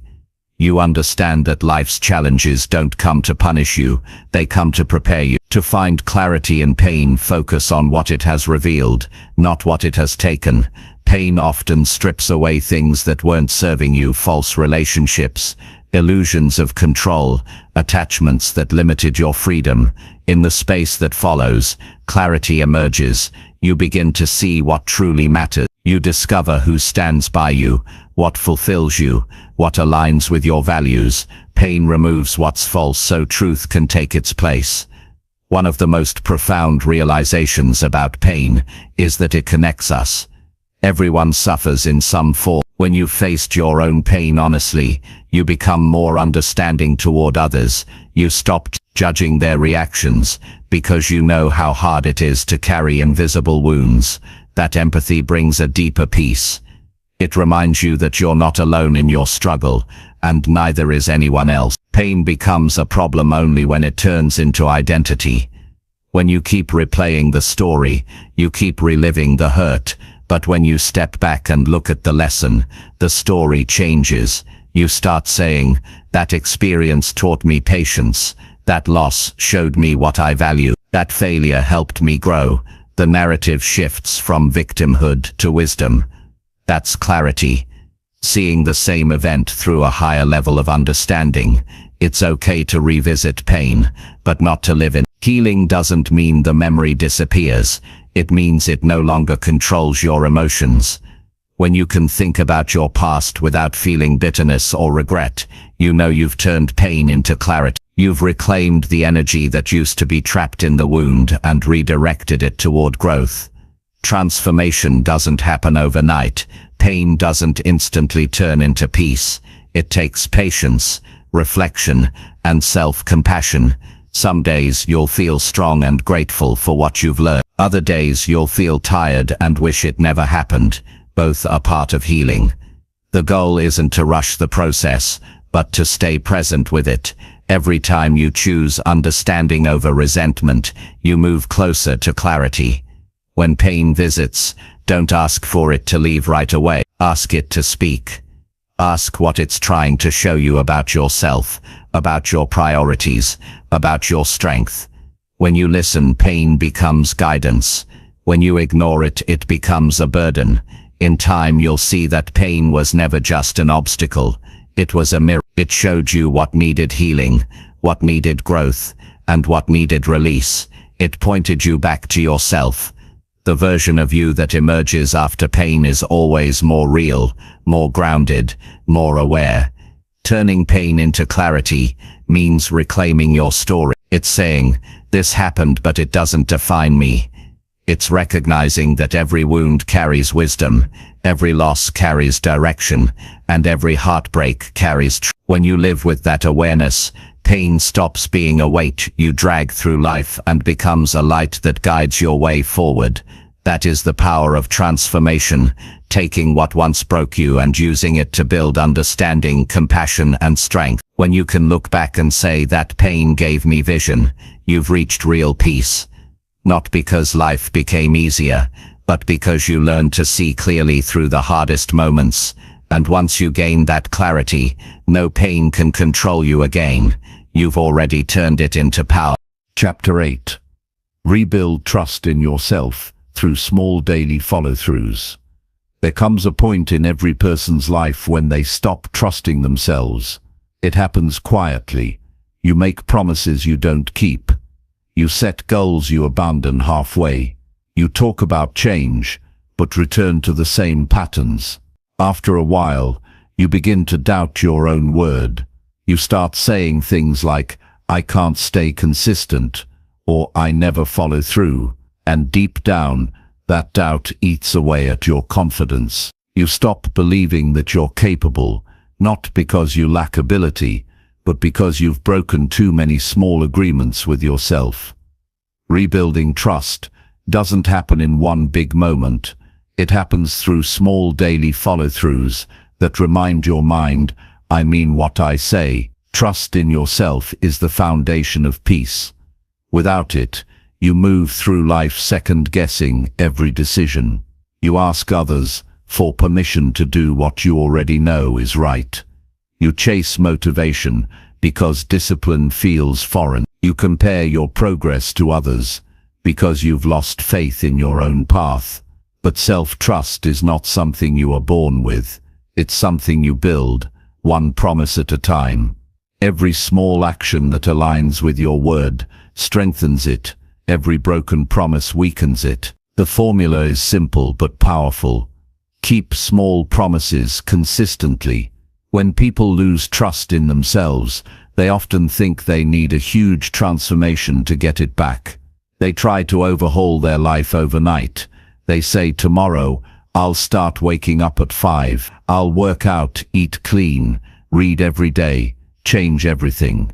But within days, they're exhausted, discouraged, and back where they started. The truth is, big promises are often a disguise for fear. They sound inspiring, but are designed to fail. Real confidence doesn't come from massive leaps. It comes from steady steps. If you want to trust yourself again, stop focusing on what you can do in a week and start focusing on what you can repeat for a lifetime. Follow-through is how your subconscious learns that your words have value. Each time you say you'll do something and actually do it, you strengthen an invisible bond with yourself. You teach your mind that you can depend on your own commitment. That consistency becomes your anchor, especially when life gets unpredictable. The stronger that inner trust grows, the less you rely on outside approval. You stop needing others to tell you you're doing enough, because your actions already prove it to you. Small daily follow-throughs don't have to be dramatic. They could be as simple as making your bed, finishing a task you started, or going for that walk you said you would take. It's not the scale of the action that matters, it's the integrity behind it. Every time you follow through, you remind yourself that your word carries weight. That's how inner confidence grows, quietly and steadily, until it becomes unshakable. There's something powerful about finishing what you start, no matter how small. Completion builds trust. When you leave things undone, unfinished projects, unfulfilled promises, your mind begins to associate effort with failure. You start believing you can't finish anything. But when you complete even the smallest tasks, you reverse that pattern. You start seeing yourself as someone who finishes. That identity shift is what rebuilds trust from the inside out. The reason small follow-throughs work so effectively is that they bypass the resistance of perfectionism. When you aim for small wins, you remove excuses. You don't need ideal conditions to act. You don't wait to feel ready. You just show up. Over time, those small, consistent efforts create momentum. Momentum creates belief, and belief creates peace. You stop fighting with yourself because your actions and intentions finally align. Trust is built through consistency, not intensity. Anyone can push hard for a day or a week, but real strength is doing what needs to be done long after the excitement fades. When you build a habit of following through daily, you stop relying on willpower. You operate from identity. You don't ask, "Can I do this?" You know you can, because you've proved it repeatedly. That quiet certainty is the seed of self-respect. Self-trust is not about perfection. You will fail sometimes. You'll make plans and fall short. You'll have days when you don't meet your own expectations. The goal is not to never break a promise. It's to repair it quickly when you do. When you miss a commitment, acknowledge it honestly. Don't shame yourself or make excuses. Simply say, "I broke my word today, but I'll do better tomorrow." That honesty preserves trust, because it shows integrity even in imperfection. One of the most damaging habits people develop is overpromising. They say yes to everything, to others, to themselves, to unrealistic expectations. Every yes becomes another chance to fall short. The more promises you make, the easier they become to break. The solution is to simplify. Make fewer promises, but take them seriously. Say less, do more. Build a reputation with yourself for reliability. When your words are few but solid, your confidence grows naturally. Each day offers countless opportunities to rebuild self-trust. You don't need big achievements, you just need consistency. When you say you'll wake up early, and you do, that's trust. When you plan to journal for 5 minutes, and you write, that's trust. When you choose one healthy meal instead of mindless eating, that's trust. Over time, these moments accumulate. They send a clear message to your subconscious: I keep my word. And once your mind believes that again, everything changes. When you trust yourself, decision-making becomes easier. You no longer overthink every choice or fear making mistakes. You understand that even if things go wrong, you'll handle it. That sense of inner reliability calms your nervous system. You stop chasing external control because you've built internal steadiness. You become your own source of reassurance, not because you're certain of outcomes, but because you're certain of your ability to stay consistent. Many people rely on motivation to act, but motivation is unreliable. It comes and goes with emotion. Self-trust doesn't depend on feeling motivated. It depends on discipline. Discipline is doing what's necessary, even when you don't feel like it. It's honoring your word to yourself, even when comfort tempts you otherwise. Every time you act without waiting to feel inspired, you strengthen your inner resolve. You remind yourself that you are the kind of person who follows through, no matter how you feel. Self-trust also grows through self-compassion. You can't build confidence by attacking yourself. Shame doesn't create discipline, it creates paralysis. When you fail, be kind but accountable. Acknowledge the mistake, forgive yourself, and return to your commitment. Consistency comes from compassion, not cruelty. When you treat yourself with understanding, you're more likely to try again instead of giving up. Sometimes rebuilding trust means letting go of who you used to be.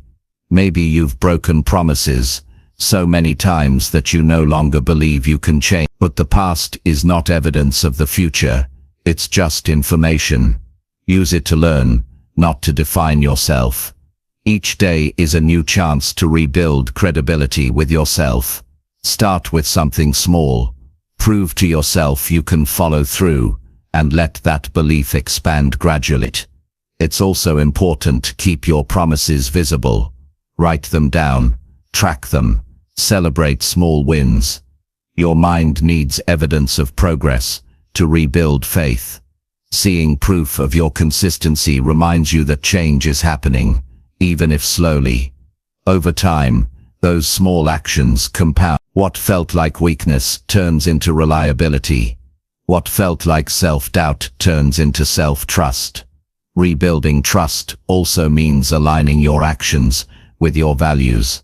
Many people make promises based on what others expect, rather than what feels authentic. They commit to goals they don't truly care about, so naturally, they fail to follow through.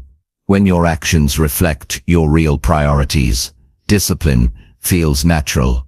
You don't need willpower to do what genuinely matters to you. Alignment creates ease. Another overlooked part of rebuilding trust is learning to say no. When you say no to distractions, temptations, and things that don't serve your growth, you protect your integrity. You show yourself that your time and energy have value. Boundaries are an act of self-respect. They remind you that you are responsible for your peace. Every time you honor a boundary, you reinforce the message that your word matters. Small daily follow-throughs might not look impressive to others, but they are deeply transformative. Waking up and keeping your morning routine, finishing the task you said you'd complete, following your workout plan, speaking kindly to yourself when things go wrong. These small wins shape your inner identity. Over time, you begin to feel proud, not for being perfect, but for being reliable. That quiet pride becomes confidence, and confidence becomes peace. When you rebuild trust in yourself, you stop seeking validation from others. You no longer need constant reassurance, because you've built it internally. You know that even when things get hard, you can rely on yourself to show up. That trust makes you fearless. It allows you to take risks, to dream bigger, to face failure without losing hope. Because deep down, you know that no matter what happens, you'll keep going. Trust is not built in promises, it's built in repetition. The days you don't feel like showing up matter most. Those are the moments that define your relationship with yourself. Every time you push through resistance, you're telling your mind, I can count on me.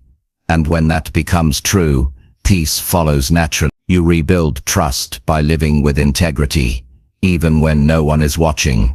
It's easy to perform when others expect it, but real growth happens in private. The quiet moments when you choose to do what's right, even when no one will know, that's where strength is forged. You become your own witness, your own supporter, your own proof. Eventually, the small daily follow-throughs add up to something greater. Your actions start aligning effortlessly with your intentions. You stop fighting against yourself. Your words carry meaning again. You no longer need to make grand promises to feel hopeful. You trust the process because you've lived it. You've built a foundation of consistency that nothing external can shake. Rebuilding trust in yourself doesn't happen with inspiration. It happens with repetition. Each morning you rise and do what you said you would. You heal another piece of that fractured relationship with yourself. Each evening you reflect on what you completed. You strengthen your belief in who you are becoming. Over time, that belief turns into certainty, and certainty turns into peace. That's the real power of small daily follow-throughs. They rebuild the bridge between your intentions and your actions. They remind you that discipline isn't punishment, it's self-respect. They teach you that consistency is freedom. And once you rebuild that trust, you no longer need to convince yourself you're capable. You know you are because your life proves it every single day. Chapter 9. Let silence teach you what overthinking never will. Silence is something most people fear, yet it's the very thing that could save their peace. In silence, the mind loses its constant audience, and truth begins to surface. Most of us fill every moment with noise, music, scrolling, talking, planning, because silence confronts us with ourselves. It forces us to meet the thoughts we've been avoiding. But the strange thing is, the answers we're always chasing through endless thinking are often waiting quietly underneath all the noise. Silence doesn't demand effort, it requires presence, and presence is where real understanding begins. Overthinking is the mind's attempt to control what it can't accept. It spins in circles, replaying scenarios, creating predictions, building worries, and searching for certainty. It's exhausting because it never ends. It feeds on itself.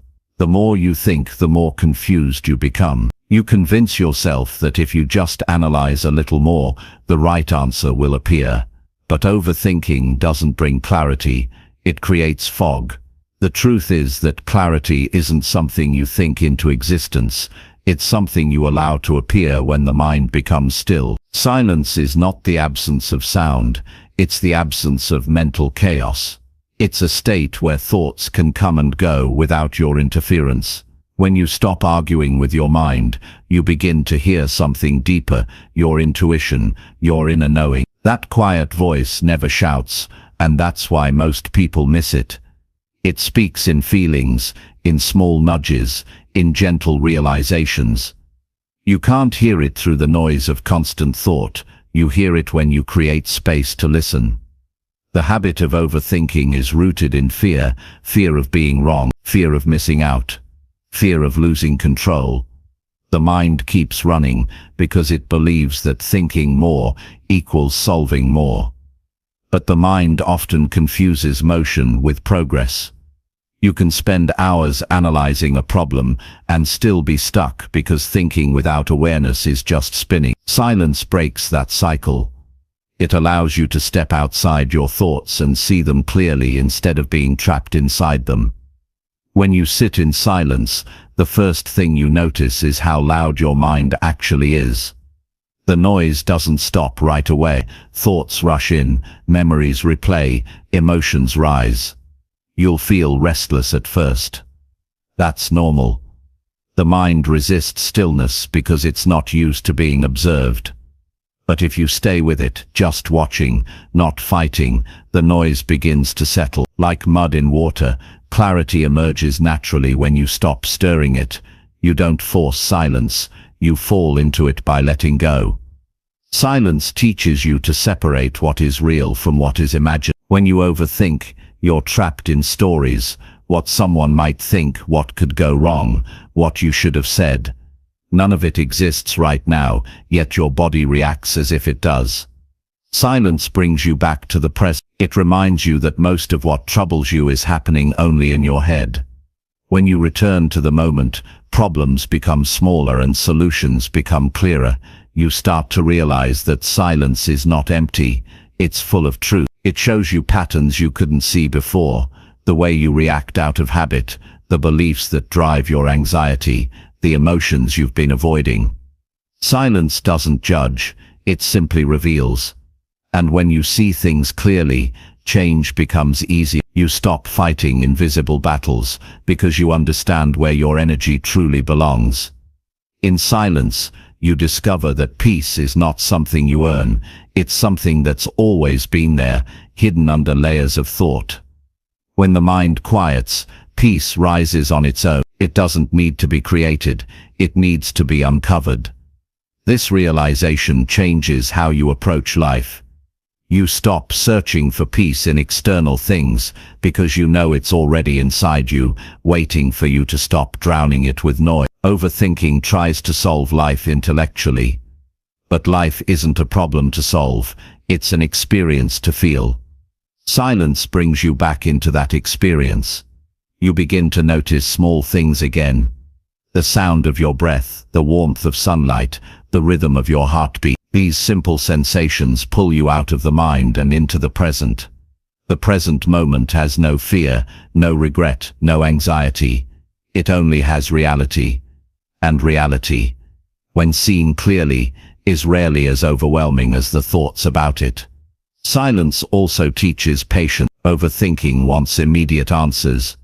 It's always trying to force timing to make things happen faster.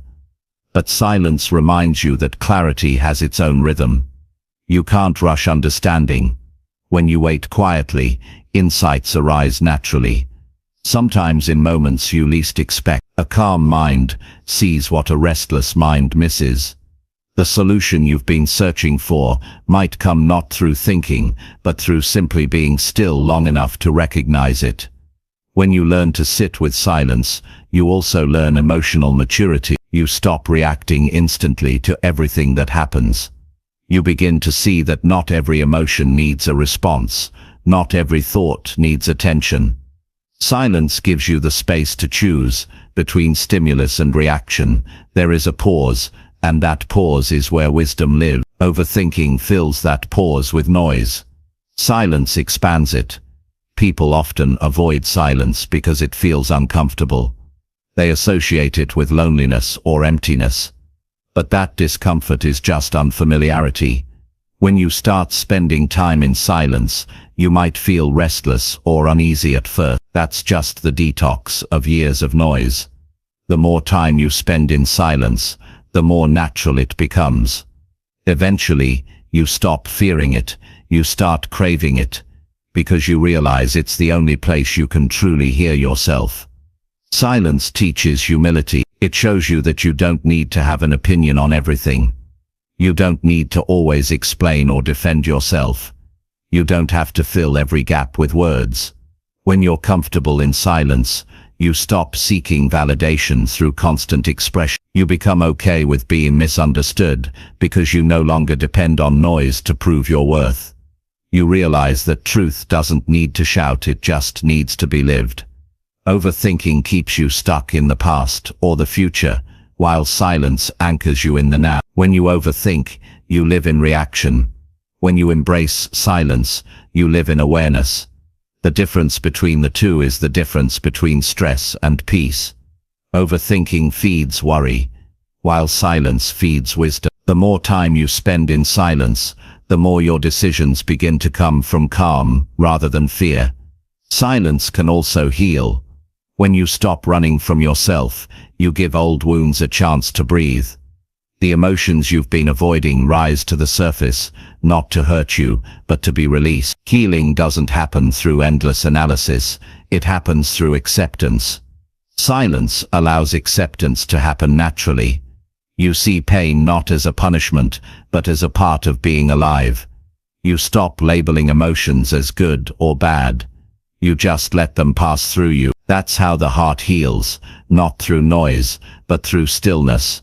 One of the greatest lessons silence teaches is that not every question needs an answer. Some things are meant to unfold with time. The mind believes that knowing everything will bring peace, but sometimes not knowing is what keeps you open to growth. Silence trains you to be at peace with uncertainty.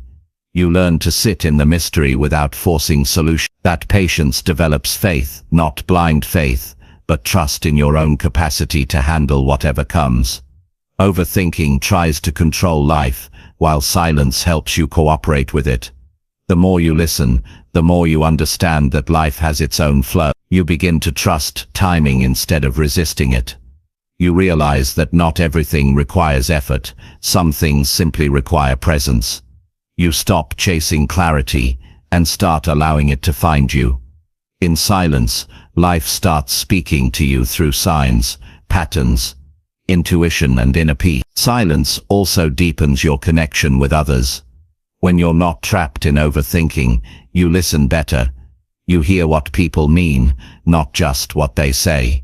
You stop rehearsing responses and start feeling empathy. You learn to sit with others' emotions without trying to fix them. That stillness builds genuine connection. People feel safe with someone who can listen without judgment or interruption. Silence becomes not just a tool for self-growth, but a bridge for human understanding. Overthinking drains your energy because it creates endless inner conflict. You argue with yourself, question every decision, relive every mistake. Silence ends that war. It doesn't solve every problem, but it ends the noise around it. From that peace, your energy returns. You think more clearly, move more deliberately, and act with purpose. Silence simplifies what overthinking complicates. When you start practicing silence regularly, whether through meditation, quiet reflection, or simply pausing throughout the day, you begin to notice a shift. The space between thoughts grows wide. You start seeing thoughts as temporary clouds instead of absolute truth. You realize that you are not your thoughts. You are the awareness observing them. That understanding brings deep freedom. You stop being controlled by every passing worry and start living from a deeper stillness. Silence also reveals how much unnecessary noise you allow into your life. Arguments, gossip, distractions, meaningless stimulation. When you start valuing silence, you naturally start simplifying. You begin protecting your peace by being selective about what you consume, what you say, and who you spend time with. You realize that peace is not something you find, it's something you protect. Sometimes, silence shows you what overthinking hides. Your intuition. Logic has its place, but intuition is your deeper intelligence. It doesn't come from reasoning. It comes from alignment. When you quiet the mind long enough, intuition becomes clear. It's that calm inner knowing that says, this feels right, or something's off. The more you practice silence, the louder that inner wisdom becomes. Overthinking creates confusion. Intuition brings certainty without words. In silence, you rediscover simplicity. You stop needing to overcomplicate everything. You start seeing life as it is, imperfect, but manageable, unpredictable but meaningful. Overthinking looks for perfection. Silence accepts reality. That acceptance creates peace. You no longer need every detail to make sense before you move forward. You just take the next right step, trusting that clarity will come as you go. The most important lesson silence teaches is self-trust. When you can sit quietly with yourself and feel at ease, you know you've built real peace. You're no longer afraid of your thoughts, because you know how to observe them. You're no longer anxious about uncertainty, because you know how to stay centered. You stop relying on external validation, because your calm comes from within. Silence doesn't make life easier, it makes it clearer. It doesn't remove problems, it removes confusion. It doesn't promise happiness, it brings understanding. And from understanding comes freedom, the kind that overthinking will never deliver. When you finally allow silence to become your teacher, you stop chasing answers and start experiencing truth. You realize that not every problem needs fixing, not every emotion needs naming, and not every thought deserves attention. You begin to live with awareness instead of anxiety, with presence instead of projection, with peace instead of noise. That's the quiet wisdom of silence. It asks for nothing but your attention, and in return it gives you everything overthinking has taken. Clarity, calm, and the simple joy of being fully here, right now in peace. Chapter 10. Live each moment with acceptance instead of constant control. Life rarely unfolds exactly as we plan it. We set goals, create routines, and build expectations about how things should go. But the truth is, control is an illusion. We try to manage every detail, but life has its own rhythm, and it doesn't always match ours. The need to control everything is the root of much of our stress. We think that if we can just make things perfect, we'll finally feel safe. Yet the opposite happens. The more we try to control, the more anxious we become. Real peace doesn't come from controlling life. It comes from accepting it as it is, moment by moment. Acceptance isn't weakness. It's not giving up. It's strength. The quiet kind that doesn't need to fight with reality to feel at peace. When you accept life, you stop wasting energy on what you can't change. You stop trying to force outcomes, fix everyone's behavior, and predict the future. Acceptance doesn't mean you don't care. It means you care wisely. You do what you can with what's in your hands, and let go of what isn't. Most people live in constant tension because they're trying to control things beyond their reach. They want people to act a certain way, circumstances to align perfectly, timing to match their plans, and when life doesn't cooperate, frustration takes over. But peace begins the moment you stop demanding that life obey your preferences. The more you fight reality, the more it hurts. Acceptance is not agreement, it's alignment with truth. When you stop arguing with what is, you free yourself from unnecessary suffering. There's a simple truth that many overlook. Control is exhausting. It drains your mind, your emotions, your energy. You can spend days worrying about things that never happen. You can replay old conversations, rewrite them in your mind, and still not change a thing. You can plan every detail of your future, but you can't guarantee a single outcome. Control gives the illusion of safety, but it often creates chaos inside. Acceptance, on the other hand, gives you calm even when nothing is certain. Living with acceptance doesn't mean you stop setting goals or making plans. It means you hold them lightly. You take action without becoming attached to how things turn out. You give your best effort, and then you let go. Control says, this must happen my way. Acceptance says, I'll give my best, and whatever happens, I'll handle it. That shift changes everything. You stop being enslaved by results, and start finding peace in process. People who live in constant control rarely enjoy the present. Their minds are always in the future. What needs fixing? What could go wrong? What comes next? The irony is that the more they try to secure happiness, the more it slips away. Happiness only exists now in this moment. When you live with acceptance, you return to the present. You notice small details, the taste of your coffee, the sound of the wind, the warmth of sunlight. These ordinary moments hold quiet joy, but you can only experience them when you stop controlling and start noticing. Control comes from fear. We fear loss, failure, rejection, uncertainty.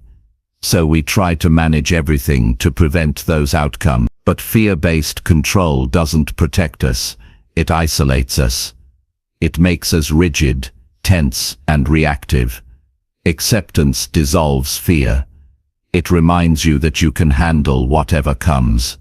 When you trust your ability to adapt, you no longer need to control every possibility. That trust creates freedom, the kind that allows you to move through life without clinging. Acceptance doesn't mean you approve of everything. It means you acknowledge reality before deciding how to act. When something painful happens, you don't deny it or sugarcoat it. You say, this is how it is right now. That honesty gives you clarity. From clarity, you can make better choices. Denial keeps you trapped in frustration. Acceptance opens the door to wisdom. You can't change what you don't accept. The moment you face reality directly, you start to regain power. When you live with acceptance, you stop taking everything personally. You understand that people act based on their own stories, not yours. Their words, their moods, their decisions. They reflect their state of mind, not your worth. Control tries to change people. Acceptance allows them to be who they are, while you decide how to engage. That saves relationships, because it replaces judgment with understanding. You stop trying to fix others, and focus instead on your own peace. Control thrives on what ifs. What if it doesn't work out? What if they leave? What if I fail? Acceptance replaces what if with even if. Even if it doesn't go as planned, I'll adjust. Even if things change, I'll find my balance. Even if I fall, I'll rise again. That mindset builds resilience. Life stops feeling like a threat and starts feeling like a journey. You stop bracing for disaster and start flowing with reality. There's great power in learning to say, this moment is enough. That simple statement is acceptance in action. You don't wait for perfect conditions to feel content. You stop chasing the next thing that will finally make you happy. You realize peace is not in the next achievement or relationship. It's in your ability to be fully present with what is happening now. The more you practice this, the more life feels spacious, grounded and calm. Control also limits creativity. When you need everything to go a certain way, you close yourself off to new possibilities. Acceptance opens doors you didn't even know existed. You start seeing opportunities where you used to see problems. You stop labeling things as good or bad and start asking, what can this teach me? That shift from resistance to curiosity transforms your mindset. You become more flexible, adaptable, and free to evolve. Acceptance also changes how you deal with pain. When you resist pain, you multiply it. You create a second layer of suffering, the struggle against what's already here. When you accept pain, you allow it to move through you. You face it with courage instead of denial. You learn that pain isn't permanent.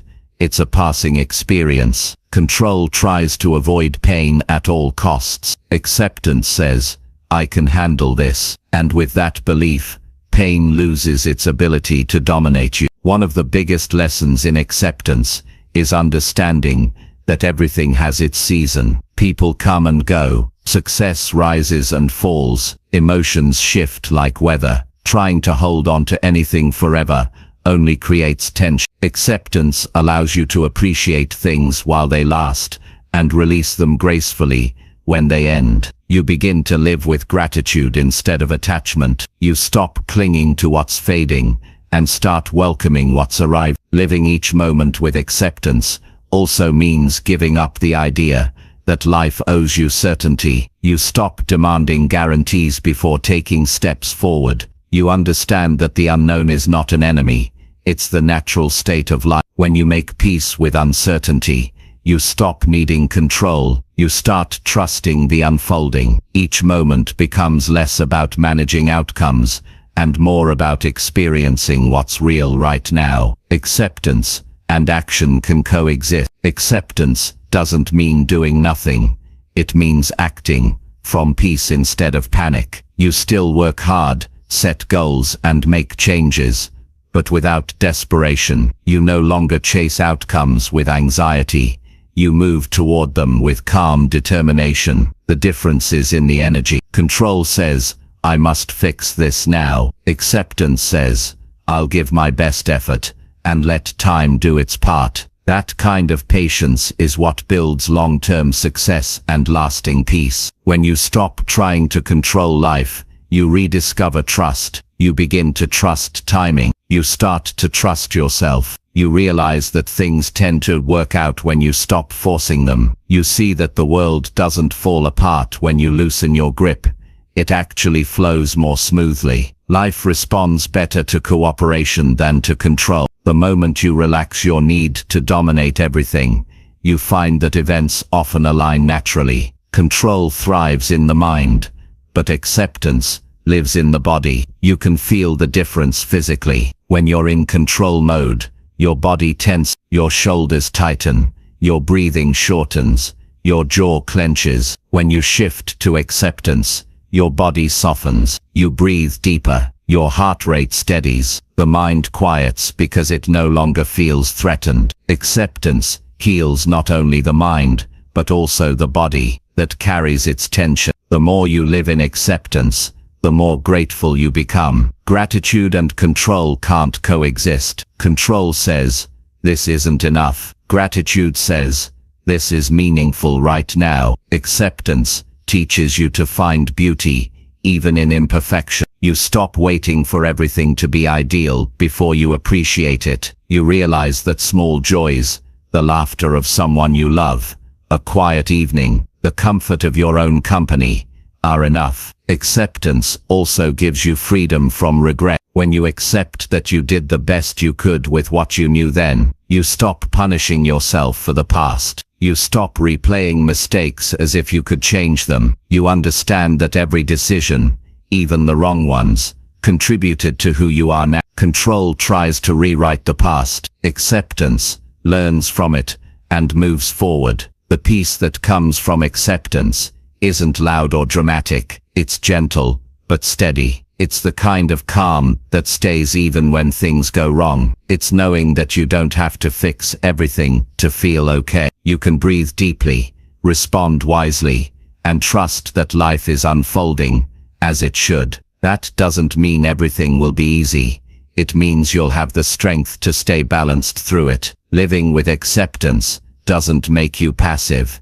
It makes you powerful in a new way. You no longer waste energy on resistance. You stop fighting battles that don't matter. You save your strength for what truly needs your attention. That clarity allows you to act with focus instead of frenzy. You become calm in the storm, not because the storm stopped, but because you stopped believing you needed to control the wind. In time, acceptance becomes your natural way of living. You start meeting life with openness instead of judgment. You learn to say, "This is here, and I will meet it fully." You begin to trust that every experience, pleasant or painful, has something to teach you. Control seeks comfort. Acceptance seeks truth, and truth always leads to freedom. When you live each moment with acceptance, you stop measuring life by outcomes and start measuring it by presence. You no longer ask, "How can I make this perfect?" but "How can I be fully here?" That awareness transforms everything: your relationships, your work, your inner peace. You start living instead of managing, experiencing instead of expecting, breathing instead of controlling. That's the power of acceptance. It turns ordinary moments into peace, chaos into clarity, and struggle into understanding. The world doesn't have to change for you to feel free. You just have to stop demanding that it be anything other than what it is. Control tries to protect you from life. Acceptance allows you to live, and in that space between control and surrender, you discover the calm, steady, and unshakable peace that was waiting for you all along.